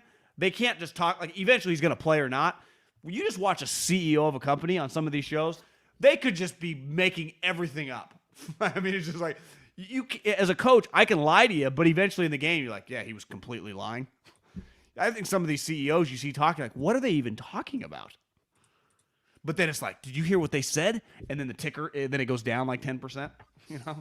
Can you imagine, like, if sports were that way, like the moment, like, Debo might not play this week, Niners down 30%? Yeah, it's like it didn't move a half point in the odds. Armando Salguero tweets, I'm told Wes Welker is going to join Mike McDaniel's staff with the Dolphins as their receiver coach and return to South Florida after he played for the Dolphins in the mid-2000s. I mean, is there a chance? I'm going to miss him. I mean, does Wes just not want to be in California anymore? I could see that. Well, I mean, was Kyle not going to elevate him to is he making him offensive coordinator, quote unquote offensive coordinator in name? Doesn't look like it, right? Yeah. I'm saying is Mike McDaniel going to make Wes quote unquote offensive coordinator with the Dolphins as the wide? You're saying even though Mike McDaniel calls the plays. So you're just saying they can call him the offensive coordinator, but Wes would actually be the position coach for the wide receivers, a pass game coordinator. You just make him the pass game coordinator. Mike does the run game. Wes does the pass game. I mean, the Niners lost LaFleur, McDaniel, and Wes Welker in 12 months. Yeah. Kyle got reinforcements. It's interesting. Does this get Wes closer to becoming a head coach than working with Kyle does? If Kyle wasn't going to make him, quote unquote, OC, then yeah, I guess. Got a pretty sweet unit here. And really think about it. If Kyle's the pass game coordinator and Mike is the run game coordinator, being a run game coordinator gets you higher in the Niners structure than being a pass game coordinator does. Ultimately, you need to be with the run game coordinator to become the offensive coordinator. Truth. Kyle's losing coaches left and right. I mean, that's nutty. Not nutty. I mean, but man, I didn't. Yeah, I could see Wes not loving California. It's so expensive. If they give you the same money, maybe his new contract he doesn't want to resign. Wes made a lot of money. He doesn't need to do this for like the cash and the cachet. Yeah. Because you would say, why would you go to the Dolphins if you were allowed, if he wanted you to stay? More responsibility, maybe opportunity. Like you can go work with Jalen Waddle. You just did the Debo thing. You get credit on that. But Kyle gets all the credit on. That's the other thing, right? Is Kyle gets all the credit on your receivers. All the credit. Yeah. You don't get any juice. I mean, if you win there, you are a step closer to being a head coach. And like you said, it's been in Miami. Maybe just really likes Miami. Also, that could be a possibility. Chance to go toe to toe with Belichick. Hates Belichick. I mean, think about that. Like he's coaching offense against Belichick's defenses now. Hates Belichick. Even though Belichick once traded a second-round pick for him, Bill really valued him, but they hate each other. That interaction with them on the sidelines. Was it young Edelman? Who was on the field? Edelman took a punt to the house, and Bill looked at him like, "You about to get Wally pipped?" Didn't he say that to him or something? Yeah. Do you know who Wally Pipp is? That was the conversation. And he was like, "No." Fucking Belichick is ruthless, right? And when he was telling the truth, right? I mean, Edelman literally took his spot, right? Became Wes, and it does feel Bill. If you said, "Bill, who do you like more?" Not who the better player was, but who do you like more? Who do you think he'd respond? Edelman. Yeah. I mean, Edelman was a Kent State quarterback. Pretty remarkable story. It was a genius. It's one of the things that makes you a genius. Obviously, Tom's, Texas Tech. Yeah, Tom's one of the great draft picks of all time. Drafting a quarterback in the 7th round, turning him to a slot receiver, and that guy ends up being a core member of your 3 Super Bowl teams and wins a Super Bowl MVP. Does Belichick get enough credit for that draft pick? No. What round was it? 7th. But still, you had to convert him the position. I think a lot of people is like, we're not a converted position for a little guy. Like, he's not Antoine Randall L. Like, that's an undrafted free agent. Bill did pull the trigger to draft him. Yeah. And then, like, he becomes your star quarterback's best friend because they have, like, this I think about that sometimes, too. Like, if you're Tom, you obviously by then, that was like 2010 or 11 or whatever year they drafted Edelman. They do draft a guy who literally grew up right where you grew up. There was just some comfortable, like, another Bay Area guy, literally on that side too. Like I think Edelman grew up in the peninsula, like right where Tom did. So you know all the same food spots. There's just a connection with the human being. Anytime you're Woodside, right? Isn't that where he is? Where Edelman was? Isn't that where he is? Woodside? Yeah, Woodside High School. That's on the peninsula, right? Yeah. So it's just like Shanahan should hire him. Imagine if you just moved to like Florida and then like 5 years later you just start working with this dude. You're like, where are you from? You're like, Clovis. Where are you from? Davis? Pacific Heights? West Sacramento? It's just like, fuck yeah. You're just gonna, you want to go get a beer? You want to go get dinner? And then just the nature of their position, right? He's throwing it to him. Then he believed in him. That friendship was, Bill's right. He moved on from Welker to that little guy. Man. He might say we could never win a Super Bowl with Wes. John, we'll finish with this. I think we'll finish with this unless we've had multiple breaking stories as we've continued here, and you need to get to your sleep number.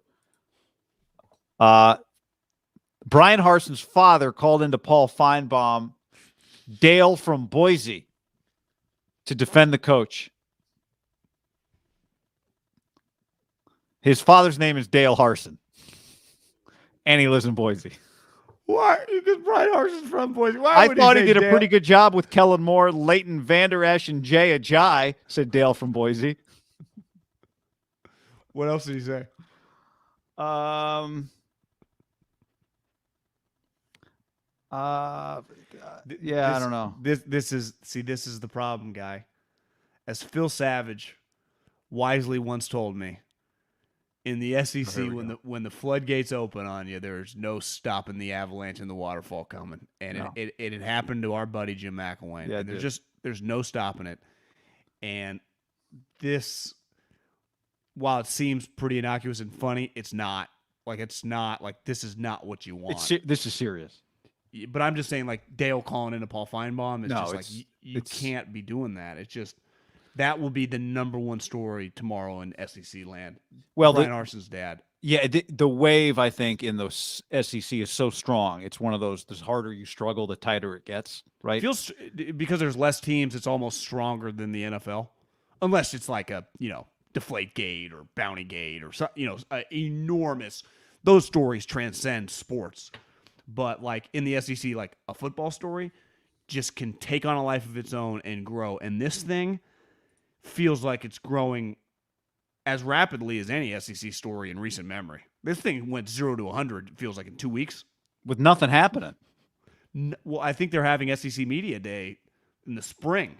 Well, no, they're having SEC coaches meetings today. That's what was going on. Because Kirby got out of a van. They're like, he drives a minivan? So they just meet. Is it just kind of like the equivalent of like the NFL owners meetings where you just kind of meet and go over some shit? I guess, yeah. So Bryan Harsin's just sitting there trying to act like everything's normal in front of like Kirby, Nick, and Brian Kelly. I don't know. Hey guys, how you doing? Wouldn't you love to be a fly on the wall in those 12 guys? I saw somebody tweet like 100% Mike Leach brings it up. Mike Leach? It is. Brian Kelly, Mike Leach, Nick Saban, Jimbo Fisher. Lane. It's pretty. Heupel's always angry. Heupel. Who's it? Florida hired Napier. That's kind of shit. Napier. No more Muschamp, right? Who's South Carolina's coach? Oh, it's the old Virginia Tech's coach's son. Oh yeah, Beamer. Kentucky, Stoops, probably a fun. Looks like a fun guy. Yeah, it looks like he's having some beer. I mean, Texas and Oklahoma, do they get to come now? Sark?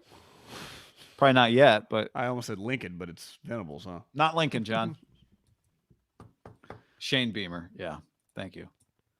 You see, Colin poked the bear pretty good yesterday. He had a tweet about it, and we were talking about it last night. And he's good at, like, he can create a firestorm, and he just doesn't check. Like, he doesn't care about Twitter. Like, it doesn't bother. But I was like, bro, did you see some of these? Like, Teddy Lehman, like, their crew of guys in Oklahoma were very offended that, he got to go on Good Morning America instead of going on with, like, Frank the Tank and the Booger, a joke. He's been making fun of morning talk shows since I remember his first years at ESPN. But I think this one really struck a chord because this kid – went on Good Morning America, right? And they're acting like he only gets that opportunity because of SC, and then he's making fun of kind of their culture. And then, all Oklahoma's like, I'm talking former players. Teddy Lehman does the radio. I mean, his tweet was pretty funny. It's like the reason he doesn't go on GMA is because a sports station would ask why he can't read his zone. But see, that's an incredible tweet. Well, then it starts getting personal, right? So then it's like, Caleb's getting shrapnel over something he had nothing to do with. And you got Teddy Lehman, who was just singing his praises all last year, is now fucking dropping hints the guy can't read zone coverage. Here's my other take really quick on SC. And Lincoln's not necessarily doing this, but you can feel it. It's all of a sudden, it's like, are they going to go to the playoffs? They still might. They're not going to suck like they did last year, but they easily could be an 8-4 team and it not like he left a team. Here's what I will say. Can Brett Venables be a head coach? No clue. Their team was stacked, right? Oklahoma's roster is way better than USC's roster. He could have an underwhelming. It could be hard. Now, the conference isn't as good, but don't you think the hype on just like, could this team make the playoffs? It's already getting I think any can they make the playoff stuff this year is very premature. What would be your guess record for USC football this year? Well, they let's see. They start with Rice, so they'll be 1-0. Well, then I think they play Stanford. Then you got Hainer, Caleb. Then you got Halo. Yep. Then you got that game. So, but I'll give you a good example there. Stanford always plays them well. It's not out of the realm of possibility. Could Fresno State beat them? I mean, I think returning quarterback. Jeff Tedford's a good coach. And usually, even if you're going to be a great new coach, you sometimes you just get a crazy L your first year. But that's a crazy L where it's like, SC, that won't fly. I think they're 2, 4, 5, 8, 6, 7. Yeah, I think they're probably at least 8. Just looking at their schedule. But there's a long way from, even if it's 9 to playoff, those are two very different things. Yeah. They play Notre Dame? Yeah, of course. At home. at the end of the year. Good for them. Sometimes it alternates and it's early. PFF, the Renner guy, I think played at Notre Dame. They have a guy that played at Notre Dame, and he's like, "Will you stop ducking, not coming to Notre Dame in the winter?" Because I guess they always, when they go to Notre Dame, they like doing it early because of warm weather. Yeah, and that's a big thing. Like Notre Dame wants to put them on the schedule later, but SC like refuses. I thought it's already set every other year, like the way it alternates. I know, but the based on Stanford, the timing of the game, like when you're going to play at Notre Dame, the Notre Dame wants that game in November. Yeah. And SC likes that game in like September. Absolutely. Montana wouldn't dodge you. No, Montana would love to play that game. His kids have got great genetics. You know how skinny they all are? Oh, my God. And they all kind of look like him, but his wife is gorgeous, so they're just good looking. There were some clips of her, even like when he went to the Chiefs, it was like, Jennifer Montana. Was she the best looking woman in America in like 1991? Yeah, I mean, I don't see. Maybe there was a tie for first. Well, I mean, Cindy Crawford had a moment. I could say her, Cindy Crawford. I mean, it's Jennifer. I might even give the nod over Cindy Crawford. And Cindy Crawford, I thought when I was a kid was the best looking woman in the history of women. Jennifer Montana. There was the clip when they were walking out of the Chiefs. He had just met with Carl Peterson. I was like, is that with the short hair? Or was that the Super Bowl was short hair? That was the shorter hair. I'm like, she looks fucking Jesus, Joe. Because you watch some more Joe, like Joe ain't Dwight Clark, No, but Joe's personality is so good. Like Joe's, it is. So and as a easy. guy, luckily, we can have good personalities, but just Joe's like if Joe's not a starting quarterback, he's like a 7. She was a 10 plus. Yeah. She was beautiful. All right. On that note, Peace. later.